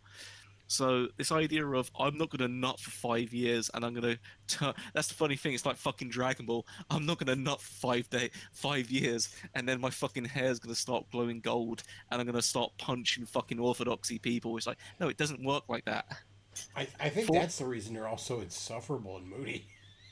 Well, they're Catholics and Orthodoxy are closeted Dragon Ball fans. It doesn't like do you know what? Nutting every day and wanking 5 times a day is probably not good for your mental health or so like your physiological health. But if you're like, it's like I don't know, it's like the equivalent of doing anything in modesty. If you're the guy who's going to be doing it 5 times a day, yeah, do you know what? You're probably a little bit tired, and mind you, your right arm's going to be probably aching. 5 times a day? Those are rookie numbers. You need to pump those numbers up. All right. Get it, boost them numbers. Those are rookie numbers in this racket. Yeah, Matthew McConaughey's just like doing a load of. I'll be coke. honest with you. Why- A lot of these spurgs are fucking teenagers, and I can't imagine going a month without jacking off or having sex as a teenager. Like, Yeah, like when I I've was- mellowed out in my old age, but when I was a teenager, I had to do that. I had to fucking, get the poison out once a day just to stay sane. Like, Yeah, your it's- body's in fucking overdrive of hormones when you're like Yeah. fucking 17, 18. Like, the idea you're going a month without like, no wonder we have so many school shootings in America. Yeah, like that's what I was saying. Like a good day for me, especially if you've, especially as a kid, was like you did it so many times. When you try to do it, it fucking hurt. That's when you know your limits. Oh, I laughed because I'd been there. Yeah, because you fucking know. It's like there was like an Adult Swim clip of Robot Chicken. It's like they had like the wanker stone, and it's like you do it after 3 times that you can't do it anymore. I remember a couple of times my parents wandered off for like some day trips or something, so the house was all to myself, and instead of going, like I didn't go to school, I just, like I went up, the school was in walking distance of where I lived, so I kind of went to school before school and met my girlfriend there, and then we walked back to my place, and it's just all day fuck fest. And yeah, there were a few of those where by the end of it, it's like, good God, man, I'm fucking pushing rope. Yeah. No, it's not even rope at that point. It's like when you wank, there's like a little flag that comes out with bang. Yeah, just fucking dust. I'm done. I mean, you're teenagers, you still get hard, but you're just I can't come. Yeah. I can't. Not, I got nothing. Yeah. You're not firing bullets. It's like fucking laser tag at that point. Oh. But the point of, I'm going to be an ubermensch by this lot. I always make the same point. If you're going to, same with, for example, like smokers, alcoholics, or any drug-related stuff, if you've got to set aside a month for this, and that's the only time you decide that you want to lay off your certain vice, be it alcohol, smoking, any like weed, for example, you've technically kind of almost committed to the idea that you've actually failed. Like, if you have a special month for it, you're just basically pardoning yourself for a month to do it. I And think then it's kind of weird how, like, every time, you challenge one of these spurgs, they give you all this spiel about how porn is so bad for you. And yeah, porn's not good for you and all, but it's like, I don't know, maybe I'm showing my age, but don't you fucking kids have any imagination? Like, I don't need porn to jack off. Yeah, that's what I'm saying. Like, I don't necessarily have to fire up Pornhub to jack off. I have enough fucking memories that I can just construct something in my head. I don't need, like, you don't have to look at porn to jack off. I mean, back in my day, we made do with the fucking Victoria's Secret catalog. Yeah, same with I think there was actually a good. I follow the fucking 4chan green text pastor, and they were like saying, as much as they want to try and big up Zoomers, they're technically the generation of people that have produced OnlyFans, as in somehow Zoomers have invigorated the idea of paying for fucking softcore pornography, which Google Images would provide for fucking free. Like, I'm being honest, like, I could type in boobs onto Google Images and be far more satisfied than anything OnlyFans would produce. I'll be honest with you, and I know it sounds like the you damn kid shit, but like, you fucking Zoomers, not one of you seems to have a fucking remotely healthy sexuality. You're all either complete fucking Tumblr freaks, like just absolute like irredeemable faggots, or you're some Puritan that's afraid of your own erection. Like, not one of you seems to have a fucking healthy grasp on. Not one of you fucking Zoomers seems to just have a fucking girlfriend in high school you're fucking. Like, that's just, no, that good old-fashioned normalcy is just not something any of you have. You're either uber trad, sex is only for procreating, I never jack off, which is bullshit, by the way, you do. And then you probably cry about it and feel bad about it. Or you're one of these absolute fags who's just like, I'm into femboy, Nazi catboy hentai. Movies and porno are different, John. They give awards for movies. They give awards for porn, too. Well, they do. I mean, in all fairness, he's not wrong. It's like the fucking scene from Shoulder. It's like, I've got a girlfriend. Oh, what are you, gay or something? Somebody says in the chat, we had to make do with the Sears catalog. I mean, yeah, well, I remember one time I got my hands on a Fredericks of Hollywood catalog now. Back in the day, that was... that made Victoria's Secret seem tame, so that was the one to get your hands on.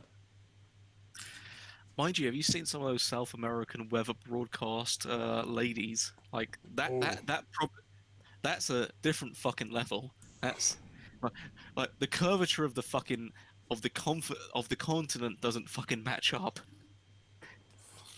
when it comes to those fucking women. I can't even describe it. Oh. I don't know. Like I said, these damn kids. That's what it is. Need to get off my lawn. They have access to all that technology and they have no imagination. I mean, I guess when you've fucking seen a donkey show by the time you're 12, maybe it just plays hell with you. I don't know. Oh, yeah. Or if you've seen a barely legal teen being worn like a fucking sock puppet, like everything becomes... Like, that's why I'm saying normality and what's actually considered normal sex. I could actually agree to the extent why you have sex education when you try and understand stuff. But at the end of the day, when it's being produced by the same people that are like fucking Ron Jeremy recently being obviously done for like 20 sexual assault counts. It's like, if they're the same people doing your sexual education for your teenagers and you're wondering why most of them know what a fucking bukkake party is, there's certain problems. Oh. Like, I'm not gonna lie. Like, I was a bit of I still am autistic to an extent, but I mean, I thought a hymen was someone mispronouncing the fucking Hyrule Castle incorrectly when I was 17. like they mentioned this in fucking in social. It's like, what's fucking Link got to do with this? I mean, when I was 17, I that was when the floodgates opened. You know, I went from, I guess maybe even 16, 17. I went, I got a girlfriend and went from having done basically nothing to done everything I was aware of. But there's still some things that shocked us. I mean, I told this story on here before, but I remember when we were both 18 and we were going to buy a porno at the porn store because, you know, that was, so naughty. And, you know, internet porn was barely a thing. You could get buy pictures. A porno? Yeah, you could get pictures on the internet that took you fucking took 3 minutes for the picture to, like, load up. I'm just saying, buying a porn, was it a fucking block? Did you have to go through, like, the when you went into Blockbusters? No. It was at an actual porn store. It was an actual porn store. We were like, oh, we're 18. So we get this fucking dominatrix porn, right?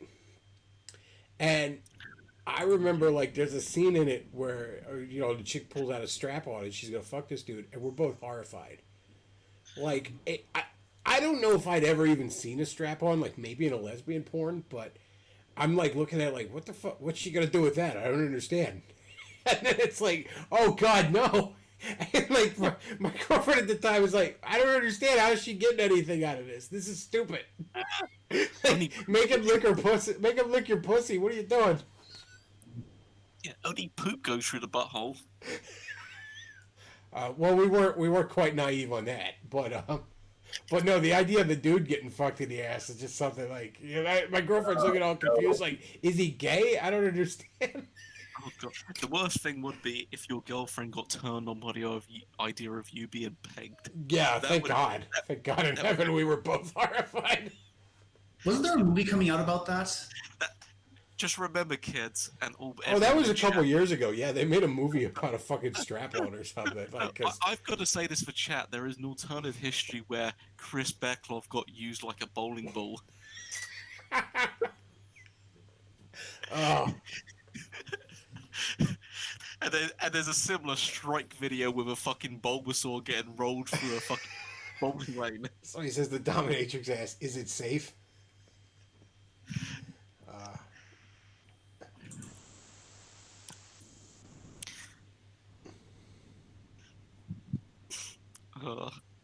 The picture loads and your parents disconnect the internet because they're expecting a phone call.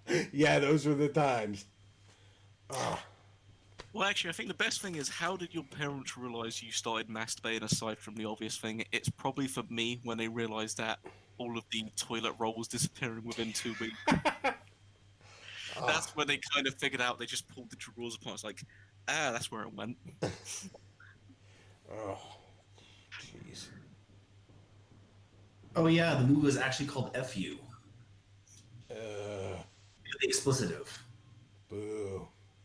It's funny. It was back in on Memorial Day. My dad and I were at a one of these picnics with some of the evangelicals we know, and the fucking all the wives were sitting there fucking clucking together at this one table, and the one was like, "Oh, we don't go to the beach anymore because little Billy or whatever the kid's name is getting to that age where he's starting to look at the girls in the bikinis." And my dad, being just a consummate smartass, he just kind of, he's like standing there with his like plate of like chips or something, like eating them. He goes like, "Would you rather look at the boys?" And just that didn't go over well with him. It's like, I'm sorry to tell you, there's kind of only the two options there. I mean, I guess there's a third option. He's looking at both, but that's not all that common in guys. Well, I mean, all the shit's changed. I was actually going to ask your opinion on. I'll ask this with Luke as well. There was actually a minor hiccup that recently occurred with the latest Call of Duty trailer, where it accidentally popularized Yuri Bezmenov as a. Because I don't know if you guys know the Yuri Bezmenov. Like, if you've seen the original videos where he's talking about demoralization, that was wiped off YouTube, and then all of a sudden, like maybe a year after, Call of Duty has essentially repopularized it. What did you guys think of that? I think that it's such a strange timeline where I'm mildly interested in getting a Call of Duty game. I've never been interested in Call of Duty, but the fact that they use that in the trailer, like, You're fucking based. Maybe Bob Chipman was right. Call of Duty is a right-wing conspiracy. Yeah. Let's have more of it then. Fucking Bob Chipman. Activision did 9/11. You know what the funny thing is? Every game and film I've seen that's coming out of the 80s this year is using the same fucking trailer music. I shit you not. So that's the Yuri Bezmenov video, but they actually did another trailer. You know the one that, what's the song in the Wonder Woman 1984 trailer? I don't remember. It's been so long since I've seen the trailer. But you know they dun dun dun dun dun dun dun dun dun dun. I can't fucking do the song off the top of my head because I'm not a fucking musician. But that 80s song has been used at least 4 times now for films, and I'm not talking about like these aren't they are unrelated, but they all specifically are to do with the same decade. But they all pick the same fucking song. What the fuck?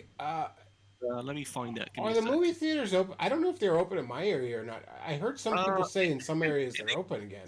In England, they're open. Tenant is. I don't know if Luke will do a review. I don't know if it's open. I want to go back to I want to see one if I fucking can, if I'm allowed, if the fucking tranny that is our health director in PA will so graciously allow me. I want to see Wonder Woman 84 in the theater. Well, the only film I know in terms of films that are coming out, Tenant, like Nolan pushed to basically have his film be the first one to come out in England when the lockdown made cinemas viable. So presumably when cinemas are viable in your area, you're going to be able to basically see what's considered the most confusing film of the last 2 decades. But yeah, Wonder Woman 84, I mean, that's technically sat on the shelf now because of the furlough period and the lockdown. That should be ready for release by the end of the year. Same with, like, July the 4th was meant to have Top Gun 2. So there should be a lot of fucking good films coming out, or I would say films that are coming out which may be good or possibly shit. Speaking of releases, this is more a video game thing, but a lot of people are speculating Breath of the Wild 2 is coming out in February because that's the 35th anniversary of Zelda. And that they might be planning some other shit too. Like some people are thinking maybe a HD re-release of Skyward Sword because that's the 10th anniversary of that, but who cares? But yeah, Breath of the Wild 2 might be coming out in February. A lot of people are thinking that. As far as new releases are concerned, the only thing I care about in theaters again is Pixar's Soul, but that's been pushed off until November. Well, in terms of, I was actually curious about this one because I don't have a Switch, but what did you think of Super Mario Brothers Battle Royale? Same with like the Tetris 100, where I mean, I get look a lot of Super Mario Bros. Like I watched the 35th anniversary thing. I'm glad that they're bringing 3D World to the Switch because 3D World is a great fucking game, and it deserves it deserves better than to languish on a failed system like the Wii U. I'm interested in getting the collection of 64 Sunshine and Galaxy because.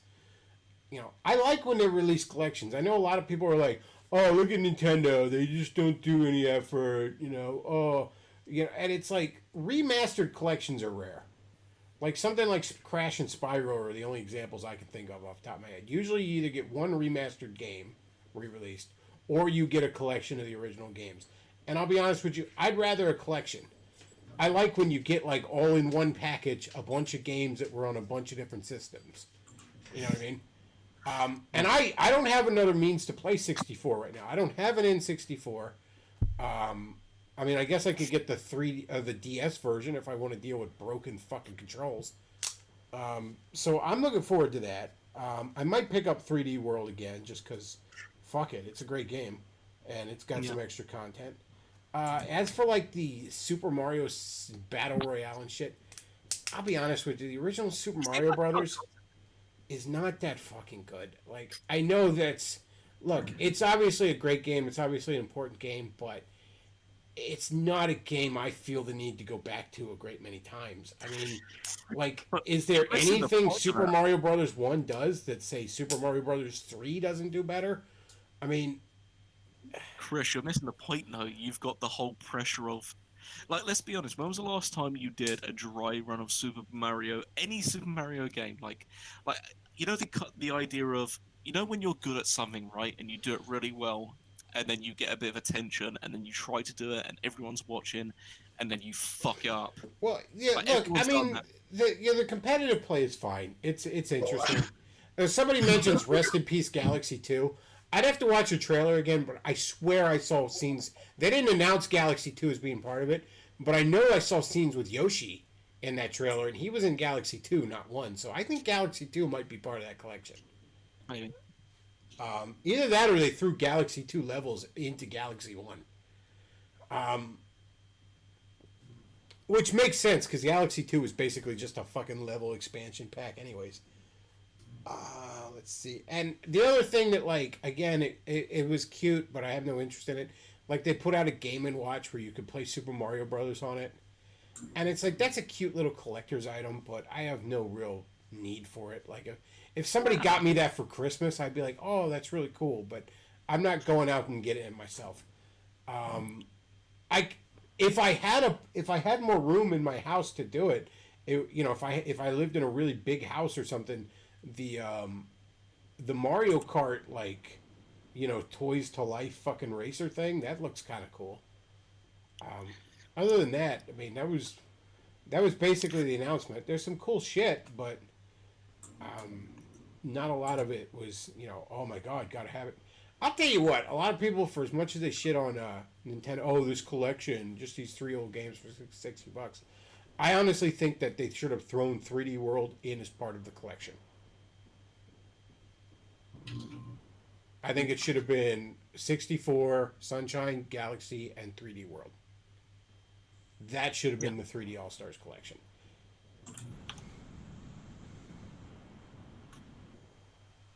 Somebody says it might have been Sunshine footage. Maybe, but I could have sworn it was... I could have sworn I saw footage of Mario holding Yoshi where Yoshi's all inflated and, like, he's shooting air out of his mouth like a balloon, and I'm pretty sure that's from Galaxy 2. Like, that was one of the power-ups Yoshi could get in Galaxy 2. It looked like I saw Galaxy 2 footage in there. Maybe I'm wrong, but I'd have to go back and watch it again.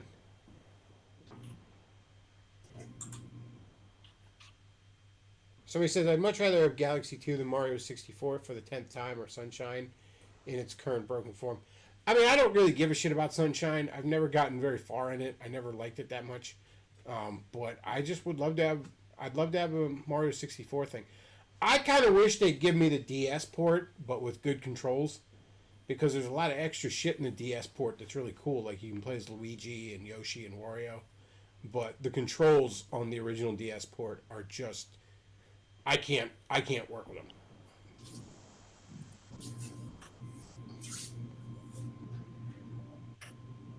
But yeah, it's some cool shit. It's just, I don't know. I don't have a great deal of interest in the original Super Mario Brothers.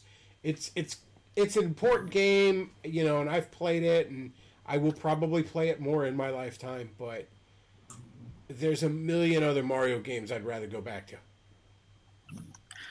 Is the real Super Mario Brothers 2 worth a play? I'm not talking about the shitty one. The Japanese one? Yeah, Lost World. I mean, the only one I've played is the Super Mario All-Stars version. But the only difference on that is, you know, the better graphics. The gameplay is basically identical. And the level design is identical. I will say it's... If you've never played it, it's worth a shot, but it's definitely not something I go back to, and I have not beaten it. Because it is basically an obnoxious fucking ROM hack.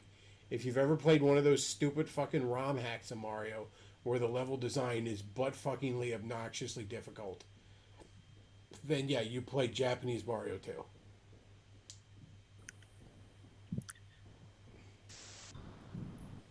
I remember, you know, like, you know, they call it the lost levels, and I remember a buddy of mine was like, because, you know, we didn't know as kids back then that this was the original Japanese Mario 2. But I remember my friend that had a Super Nintendo, you know, as I'm playing like All-Stars and all, I'm like, what's this lost levels like? And he just goes, those levels were lost for a reason.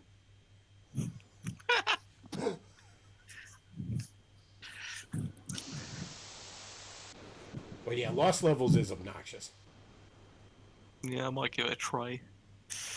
It's worth a shot if you've never played it. Honestly, like, if you have a Super Nintendo, you should, or even if you have a Wii, because they re-released it on the Wii, oddly enough. But Super Mario All-Stars is great.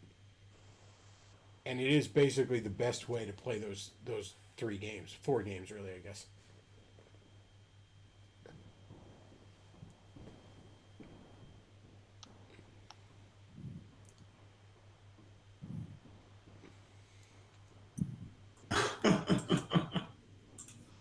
Negotiating an arms deal. Okay, maybe not. Oh, it's Mario hurling turnips. Mario negotiating an arms deal. Okay, maybe not. It's Mario. Jesus. Video game commercials were just wild back in the day. My favorite is the one where there's the black preacher, like the black Southern preacher, and he's giving his fire and brimstone sermon, but it turns out it's just a commercial for Doom. That is the best video game commercial ever. Luke, can you find that one for us? And I say to you, my brothers and sisters, hell is a deep, dark, foul-smelling prison of the damned.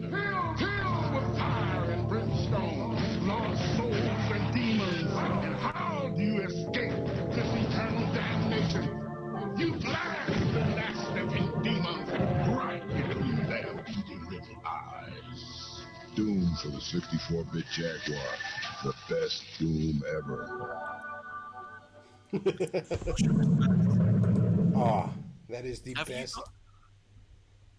best video game commercial ever.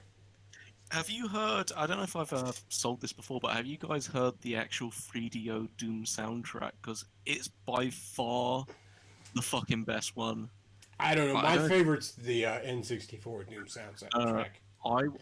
Well, that's a different fucking game entirely. I need to they've actually re-released it on Steam. I'm actually going to pick up Doom 64.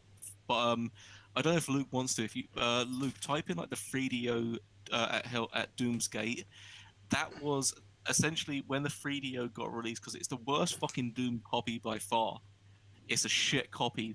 But the CEO of 3DO was actually a guitarist, and he actually re-recorded every soundtrack, every essential fucking song on the Doom library. Which one? E1M1, the original At Doom's Gate, or whatever it's called. He essentially re-recorded every single soundtrack. He did the entirety of it, as opposed to when you look at like MIDI, like the original PC is like MIDI, like beep and boops. It's not bad, but it's fucking shit. But Listen to the 3D one, and that's fucking amazing. That's impressive. Yeah. I still like the 64 music better. Well, that's a different. I mean, that's more of an ambience. I'm actually going to hopefully play it. The Doom 64 soundtrack is great to put on as background noise if you're ever throwing a Halloween party. Yeah. Well, you didn't actually play Doom Eternal, did you? You're not a fucking current Doom guy. I have not played the current Doom games. I've been meaning to, it's just I haven't gotten around to it.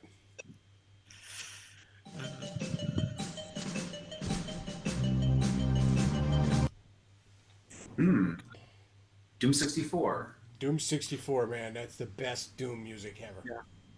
Well, Doom 64 was... A lot of people always used to think it was, oh, that was the Nintendo 64 version of the original game. No, that wasn't a completely different game. Yeah, it was going to be called Doom Absolution originally. It was a... I mean, it was a flawed game, but it was technically a sequel to Doom 2. It was actually and it's funny enough because they actually carried it on with the Doom 2016 and Doom Eternal sequels. Everyone knows the best Doom music though is on the 32X. No, that's actually considered the worst. 32X is the 32X is not even the worst one. The 3DO is still the worst. No, I mean it's the worst music. It's considered the worst music. No, it's not a bad port of Doom, all things considered, but the music is OG botched. Doom, as I said with Luke, 3DO is technically the worst version of Doom 1, but it's actually got the best music. I don't know, man. The Super Nintendo version's pretty much unplayable. I mean, granted, it's a minor miracle it even functions on the Super Nintendo, but it's still like it's so fucking blurry, it's unplayable to me. Actually, do you know what? Let me if I everything has clearly gotten out of hand now, but it was worth the risk. I assure you. You know what port is surprisingly good is the Game Boy Advance port. Doom on the GBA is actually pretty solid. It's a solid port of Doom.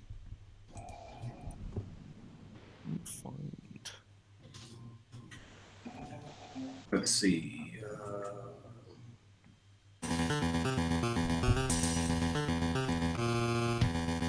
What the hell is that?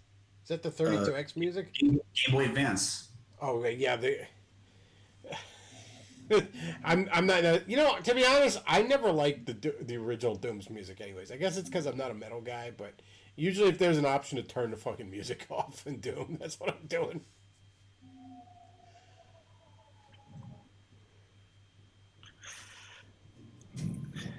Actually, Luke, let me give you a video, and I think this will convince you. Because I know, Chris, you've always given the point that you think Doom's suspenseful. I don't disagree with it. I think Doom... I've seen some of the arguments I think I remember you and Undertow having, where I think Undertow was showing more the point that Doom is technically metal, and you're like, no, they've done... Like, Doom has done very good fucking suspense... Like, especially Doom 1. There's a lot of suspenseful music which is not usually celebrated.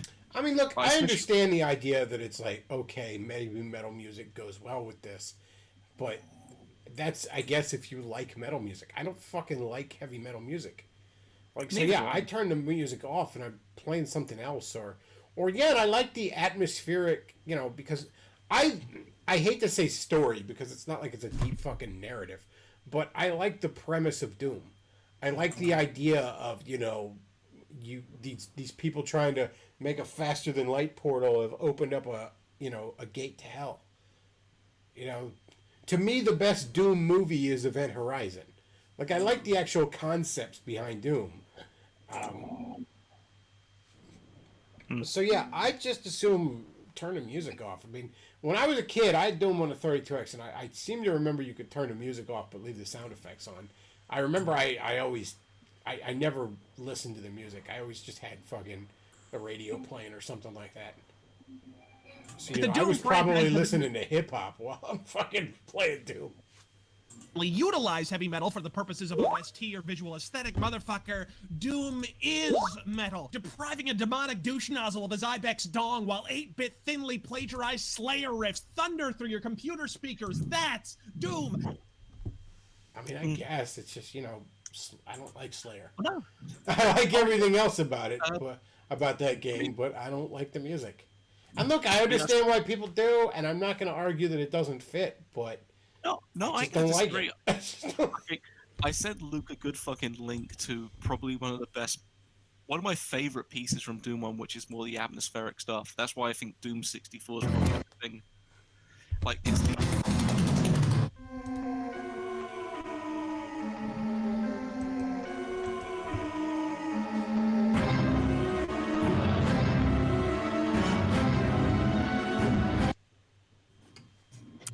And part of it, I mean, don't get me wrong. Like I said, I had the 32X port growing up. And, I mean, the 32X was horrifically bad, you know, renditions of the Doom music. So, but, yeah, I would rather just turn the music off and play music that doesn't suck. or just listen for where the monsters are and just kill the demons. You know, but yeah, I don't like, I just don't like metal. I never have. It's fucking noise to me. Hey, yo, bada bing, bada boom. I'm John Steele. I've just joined the chat. Hey, how's it going, gentlemen? Happy Labor Day. Indeed. How's it going, John?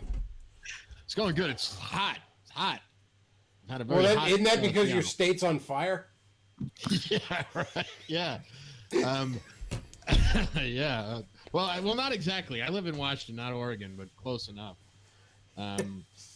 For once, it's actually hotter than Arizona here. Did you guys see the reason for the California fires, though? Apparently it was because there was a thermal device that produced smoke that was celebrating someone's coming out as a transgender party. Yeah. Someone had a Please let that be true, please. No, it is true. They found out that the fire was started by a pyrotechnic that was let off at somebody's coming out. Is that the phrase? Coming out? Yeah. Gender out or coming out, or yeah, what's it called? The gender party. Gender reveal party. Yeah. Yeah. It's like when you capture a Pokemon and you're waiting for the ball to open up. It's like, yeah, you've caught a fucking someone who's going to kill themselves 41% of the time. Pokemon. 41% of the time, it hurts itself in its confusion. I always think one of the funniest things I ever heard, I don't know if Beck Love said it or someone in the comments said it, but do you remember there was a commercial? I don't know what it was, but it ends with like a dad driving his son to like a pride parade. Yeah, I remember it was like, you know, you're feeling pride or something. Yeah, and then like somebody, I don't know if somebody in the comments said like that, like the way it should end is like it fades to black and you just hear a gunshot. Because like the dad's face like really didn't look like he was proud. It looked like, oh my God, what the fuck, you know? It's like... Yeah, you know what? When your son comes out as transgender, you know what you say to him? Couldn't you just be gay? Yeah. Couldn't you suck the dick without wearing the dress? I mean, come on. Can't you, like, it's like the Family Guy Quagmire thing, like, can't you just be gay? Well, I don't know if you guys ever, if you guys follow Andy No on Twitter. Well, I'm not allowed on Twitter because I'm too much wrong think. Well, anyway, one of the things that he does is he posts all the mugshots, right, of all the people that have been arrested in Oregon, in Portland. And, well, about half of them are transgenders. But they are the ugliest fucking people. I mean, basically, like, these people are just angry. And it's like, why? Because, look, if you look like that, you'd be angry, too. Well, yeah, you know? because you thought you were going to turn yourself into some hot fucking fantasy of a girl, and instead you became some androgynous monster that no one wants to fuck. Yeah, and even the other people that are not, like, trannies, they're just ugly. Like, the women that, you know, you never see a hot female mugshot. I mean, the only time you see a hot female mugshot ever is when it's a teacher fucking her student. But, I mean, you look at, like, all the mugshots of all the women and there's a lot of them. They're the ugliest fucking creatures. I mean, part of that might just because, you know, it's Portland and everybody there is ugly, but I don't know. Hey, honey, why don't you turn around and show me the Lower East Side? Sure. Whoa, transvestite, back off. Wait a sec, pre-op or post-op? Pre-op. Whoa, transvestite, back off. I still contend that fucking a post-op is even worse, because you're fucking an open wound. You've crossed over into Cenobite territory. It's still not a vagina. But I mean, that's another thing about like transsexuals who they say pre-op. Well, aren't a lot of them like never planning on getting surgery? They're just going to go around calling themselves a woman, or is it usually it's male to female with their feminine penis? Yeah. So I mean, it's they're not really. I mean, it's basically they're just men, right, who take hormone injections. No, I mean, can I make the point? It's not pre-op, post-op. It's pre-op, post-regret. It's actually hold on a second, see if I can find it. It's she-male to Cenobite. That's what the operation does. She-male to Cenobite is your transition. Well, I forget when it was first getting a lot of press about the transsexualism, when it first became part of like serious mainstream dialogue, not necessarily a political movement. But they actually interviewed the former head of sexual reassignment surgery at Johns Hopkins University, who said that he had stopped doing the surgeries because of the tremendous suicide rate. Yeah, because most of them regretted it. It's at the end of the day, it's let's be honest. The amount of regrets people do without fucking cutting their dicks off is immense. Like the amount of people that will drink themselves to a death because they didn't make the right decision in their early life, be it regarding to, maybe they didn't ask the right woman out. Or maybe, I've had family members didn't buy a house at the right time. It didn't require like fucking cutting the dick off. Yeah, like the amount of regrets we make, like oh shit, I should have done that, and it's got enormous repercussions to it. I should have bought Amazon stock 10 years ago. I should have gotten into Bitcoin. Yeah. I mean, there's. But I mean, those kind of mistakes are not. I mean, there's a permanency to this mutilating your body, and also a lot of. I remember seeing a video on this guy who he was talking about testosterone replacement therapy, and the reason he found out about it was he had severe treatment-resistant depression, where they tried everything, Prozac. He had been in a psych ward. I gotta run to the bathroom, guys. I'll be right back. Yep. And the thing that actually saved him was when he went on testosterone. Well, what happens is when guys' T levels drop so low, it fucks with everything in your brain. Yeah, they turn into a woman. That's a real bad fuck. Women are all fuck. Well, the joke, like women are all like a little bit crazy. Remember the hotness chart on women? Like remember that guy who did one for men and one for women, and like the craziness factor on a woman starts at 4 because all women, no matter how sane they are, at least a level 4 crazy. So that's true. So like, there's something about testosterone that actually is I don't know, gives order to chaos. Testosterone turns children into men. That's why I think the valid point's always been made. Dealing with a woman is like dealing with a child, and dealing with a woman who's actually sane and actually nice is like dealing with a sort of child that would be considered a fucking brown noser or a fucking hormoner. They're fucking good. They're the fucking women you want. They're fucking decent people. In fact, most guys at that age probably were cunts compared to them. But let's be honest, like, I think that's why I always made the point where Patrice O'Neal fucking made it quite right. Dealing with women it's dealing with emotion where you're being logical. It's like you're talking in one language where some person is talking in a different language, and it's like everyone has like, especially someone you're a fucking New Yorker. You've certainly dealt with tourists. The amount of time some guy is talking to you in fucking Spanish and you're trying to fucking understand him, and you're both getting fucking angry. Well, in fairness, in New York, most of the people who live there are speak Spanish. They're not tourists. I don't know. Oh, that's California. But yeah, I think more people speak. There's more native California, native Californian speak Spanish and English.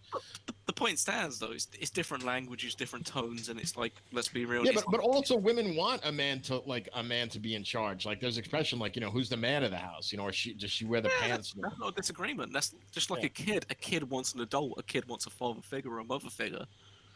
It's just like a child. A child's got that weird thing where they want an adult, but they also want to be the adult. Just like a fucking woman.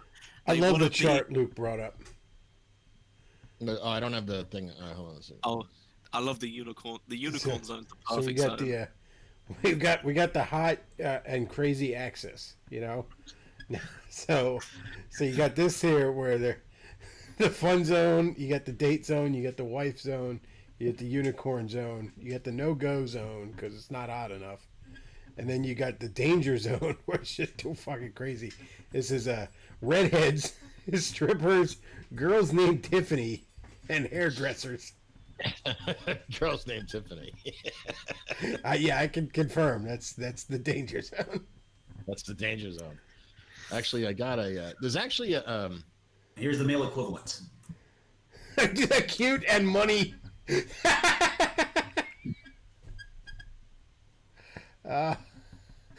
a big section that just says ew, and then there's the cute but broke fun zone.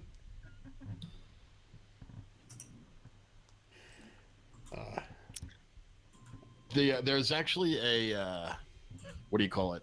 A pro-Trump or a patriot rally going on in Oregon right now. I've never seen so many pickup trucks in my life. Well, you've not been south, have you? Well, like I said, New York, and well, I mean, in fairness, in Seattle's all SUVs, and what do you call those Teslas and Priuses? Well, it's because you and Beklov are filthy Yankees, and I can actually say that with accuracy. Filthy Yankees. Yeah, I've never had the amount of salt from someone when I called a fucking Southerner a Yank, and they thought it said Yankee, and they tried to fucking jump down my throat. oh yeah, Yank. I say that after having watched Cooking with Jack make Aunt Myrna's party cheese salad, that convinced me that all the stuff the North did to the South in the Civil War was justified. Yeah. If anything, we should have been meaner. Yeah, Lincoln didn't go far enough. Yeah, if anything, the mistake was leaving survivors. He should have enslaved the white Southerners and and made the blacks the owners. Well, there's an alternate timeline where the blacks got sent back to Africa and the white Southerners got to pick cotton now. You've got James Gandolfini with some fucking... A buddy of mine, he's actually originally from Hawaii, and he must be like 60 now. But anyway, he was in the Air Force JAG officer, and when he was going, this must have been like in the 80s when he was going to like OCS or something. After he graduated law school, he went to like I guess it'd be like officer and gentleman school or something, and there was a big thing back then in the military between the North. This back was a big thing between the North and the South in the military. And he was one of the guys. So he was like, he considered himself a Northerner, even though he was from Hawaii. But anyway,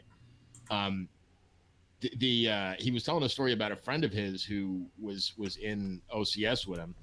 And this guy was a real wise ass. And he says, I don't know how the guy didn't get fucking kicked out, but he got pulled over for speeding when they were down south for their training, wherever the OCS school was.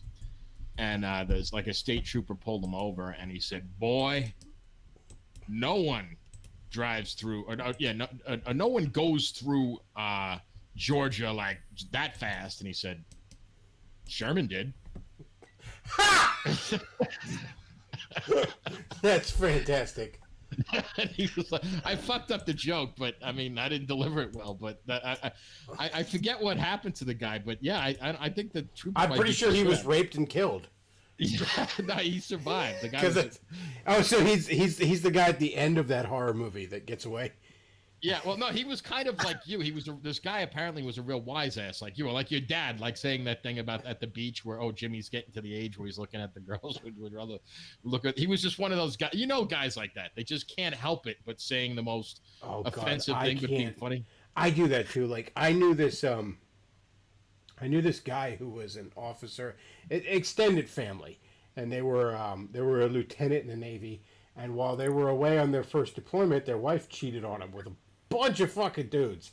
And then this poor sap, he went ahead and repaired that marriage, and it ultimately fell apart years later. Shocking. But I'm having dinner with his mom, and he was talking about, oh yeah, I'm not going to say the name, but Johnny was under heavy fire when he was out there, and I just kind of blurted out, not meaning to do it, but I did it. I blurted out, from what I understand, so was his wife. Jesus. Cowboy shit. You fucking hold up, well then there, motherfuckers! what happens to you after saying that? It was a bit of a long pause, and then it was exclaimed that I'm apparently very much like my father's father. That's the kind of shit he would have said. My father's father was that way. My father's father, he worked in a coal mine, turn of the last century, early part of the last century, like the 19 teens or something like that. And this one mule had fucking kicked his buddy and killed his buddy, right? So this tough son of a bitch, my grandfather, went up to this donkey and punched it right in the fucking face, right between the eyes, and killed it, cracked its fucking skull in half. Because that's the tough motherfuckers people were back then. And the boss, is mad that company property was destroyed. And he goes, what do you say for yourself, back off? He goes, I'm sorry that I didn't kill that wretched beast sooner. Can I actually ask, though, Chris, you must feel bad, because if Luke ever has to go back in time, like a Back to the Future Part 3 style thing, you're German, so he can't rely on your family members for any help. He's going to rely on his own family members. Actually, my family members are Jewish too, or German too. Oh God, you're gonna rely on Undertow. George Washington's likeness in a water closet? Yes, sir, Mr. Allen, where it'll do good service. The whole world knows nothing to make an Englishman shit quicker than the sight of George Washington. Who is that? It's from Lincoln. Oh, okay. I never saw that. He's reassuring the truth by telling the story about, like, they're in the middle of war and conflict. And he's trying to create levity in the situation. Oh, okay. It was like, apparently the thing that really, I never saw the movie because it was like so inaccurate. Like, that's one of the reasons why I have such trouble watching. Yeah, period piece. Yeah, I was watching the Lincoln film, and the fact when he started talking about Italians and didn't light a Chesterfield up, I was kind of disappointed. Oh, never mind. But yeah. Well, the talking about, you said the Germans the Germans not helping. It's like, look what happened to my maternal grandfather. He was killed at Auschwitz. He fell off a guard tower. Yeah, he was drinking on duty and he fell out of the guard tower. It was a tragedy. Oh, sorry, there was no Irish guard towers at Auschwitz. No, he was volunteered. He volunteered. There was actually a bunch of English. He moved over to volunteer. That volunteered. Actually, the majority of the SS was non-German. Did you know that? Oh yeah, they were all black. No, they were actually. No, that'll be a Netflix show soon. No, that'll be a Netflix show. You know what? I could. No, that's a true story. The SS, actually, even like a true story. When Hitler's bunker, when the Soviets finally got to Hitler's bunker, after he killed himself and everything, the two SS guards that surrendered to them were French. Oh, it doesn't surprise. Again, Hitler wasn't blonde hair, blue eyes. It doesn't the SS isn't just going to be fucking. It's not going to be Homelander from fucking The Boys. It's not going to be just a blonde-haired, blue-eyed guy. Hitler wasn't Aryan technically, was he? I like the I like the joke where this guy shows a picture of, like, some 10-year-old boy twerking at a pride party. And he goes, I wonder if this would have been enough to show your grandfather in World War II to get him to maybe hear the other side out. God. I've got a joke, and it does involve copper wire. Do you want to hear it? Sure. Okay, cool. John's heard this, though. So, there's an elderly Jewish couple. There's Avi and there's Marie. I disavow. It's not even bad. I just put the Jews in. I think we should add the inclusions. It's a Jewish couple. I disavow. Avi's on his deathbed. He's dying of old age. And Marie's by his side. Avi looks up and says, Marie, you've been by my side all these years. I remember in that car crash, I couldn't even walk. You were by my side. You stayed by all of that. I even remember when I opened my first business and we went bankrupt, and you stayed by my side even when I had not a single penny to my name. And now here I am, so many years on. I'm dying and you're still by my side. And he coughs and splutters, and Marie's like, Avi, say your last words, please, before you go. And he says, Marie, you've been such a fucking jinx, haven't you been? Hang on a second. I got a campaign ad I'm gonna send to Luke. I want him to play. I don't like you pinkos going around telling people you're fighting Nazis just because you berate everyone you disagree with. You've never fought a Nazi in your life, and to claim otherwise is stolen valor. Yeah, and you know what? When actual Nazis come around, no one's gonna want to fight them anymore, because you guys keep crying wolf. Now let's go back and win ourselves a war! You know, I almost don't want to anymore. What? Hang on. Okay, Luke, I got you a campaign ad we're all gonna watch. Let's see. Laura Loomer is, of course, running for office. I believe she's running for Prime Minister of Israel. And, well, it is Florida. So. She has a. Hang on a second. There we go. Let me. This? All right, so this is Laura Loomer's campaign ad. Lois Frankel loves Black Lives Matter. That is Meshuggah. Black Lives Matter is a part of an Islamic and socialist coalition that says Israel is guilty of genocide against the Palestinian people. Israel, guilty of genocide. I know. Okay, Lois. This coalition with Black Lives Matter, they want the United States to stop all military aid to Israel. But what the fuck? I love Black Lives Matter now. I'm gonna send a donation right now. Is from kneeling to them. Maybe she thinks if she makes nice, they'll be nice to Jews in the end. Sound familiar? Lois Frankel talks Michigas. She's incapable of protecting the Jewish community or Israel. Laura Loomer will prejudice and stand up for Israel. On November 3rd, This is a real ad. This is the ad Laura Loomer is running. Again, I suppose she's running for Prime Minister of Israel. I don't know. I didn't. She's wow. Mr. Netanyahu, you got some stiff competition ahead of you. defend Israel. Vote for a real mensch. Vote Laura Loomer for United States Congress. A real bench. Well, this ad has convinced me. I am now a proud supporter of Black Lives Matter. I'm gonna. Oh, they don't have her say, "I approve this message." Does she not know her audience? No, she does. That's Florida, where she's running, right? I mean, that's full of people that throw alligators into fucking drive-through fucking lanes. No, Florida is like, that's where all the Jews go to die. Somebody says she sounds like Peter Griffin's wife, but more annoying. Oh. It sounds like less like she's running for Congress and more like she's auditioning to be a cast member on The Nanny. With that voice. Oh God. Yeah, I've never started to like Black Lives Matter more than today. When I saw that ad, I was like, well then. Sounds like this. And It's low and it's slow and it's grating.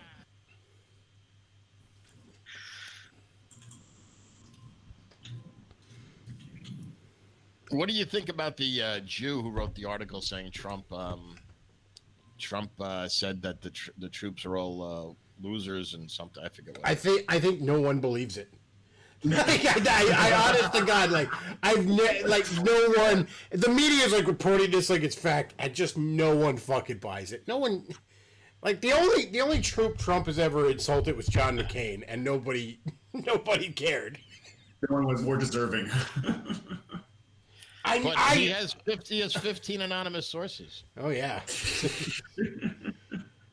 By the way, that was a moment when I thought Trump might be in trouble during the primary, when he's all like, "Yeah, whatever, John McCain's fucking loser. I like guys who don't get captured." Like, I honestly thought that all the fucking, because you know how so many people on the right are, they just can't deep throat the military-industrial complex dick hard enough. And I just figured all these armchair general military channel watching Viagra Republicans were going to turn on Trump when that happened. And none of them did. They were like, yeah, fuck McCain. So I don't know. At this point, I don't care if he called them all losers. Like, yeah, you fucking losers. Enjoy your 23% on your Dodge fucking Charger. No one fucking cares. Exactly. Yeah, Razor Fist, like, he shredded McCain when he died. He did a video just like, because he lives in Arizona, doesn't he? Dude, yep. McCain's tumor should have been given the Medal of Freedom. Should have been cut right the fuck out of his dumb dead head and just put in a jar, and Trump fucking puts a medal on the jar. Just fucking. Oh, yeah, you can't even put the ribbon around it, so he's gotta like tape it onto the jar. I have a buddy of mine that's actually finally honed fucking science. We may never know where John McCain went after death, but one thing's for sure: that tumor is getting a sloppy Seraphim BJ in JC's jacuzzi. I have a friend of mine that's actually a big McCain lover. I'm not exactly sure why, but how'd you be a lover of McCain? That's like being a lover of fucking testicular cancer. Well, he's like, he's like older than me even, and he just has all this nostalgic views. I can't believe that, John. Don't you owe fucking Noah $5? Yeah, I didn't know you knew John McCain. Yeah. Isn't that the only John McCain fan that was left? He was a couple of years behind me in school. John still owns. He still owes Noah fucking $5 because he bet against him about how many animals he could get on the fucking hog. I bet against him about when the rains were gonna stop. Well, you're in Seattle, so the rains never fucking end. Yeah, rains never stop. But actually, yeah, we could use some fucking rain here. It doesn't rain here like it used to. It's global warming here. It's hotter here than. Yeah. And then where Luke is, and Luke, I like Luke. Luke actually has to get his constitutional at like 3 a.m. because the only time it's safe to go outside. Is the entire fucking? I'm trying to get east. I have the exact. Is the entire West Coast fucked? Because I was seeing articles saying apparently most people have got to turn their appliances off in California because they don't have enough power. Yeah. They got the mayor put out a tweet telling everybody like at a certain time of day everybody has to turn your thermostat to 78 and unplug all your appliances or all this other. I mean, yeah, California is basically turned into a third world shithole. I mean, everybody who has means is getting the fuck out of there. I wonder if the same thing will happen to New York. I mean, the only thing that's kept California afloat for so long is it has a huge in Southern California there's a huge concentration of wealth because of the the movie stars and that whole industry, but they've been outsourcing work to other states and other countries for years, so eventually they'll not do it. But there is just a huge amount of people that live there because of the climate, and I don't know. I mean, there's no way that state can really continue to function. Yeah. Well, I think I'm going to wrap this up because we've gone on longer than 2 hours, and I got some other shit to do.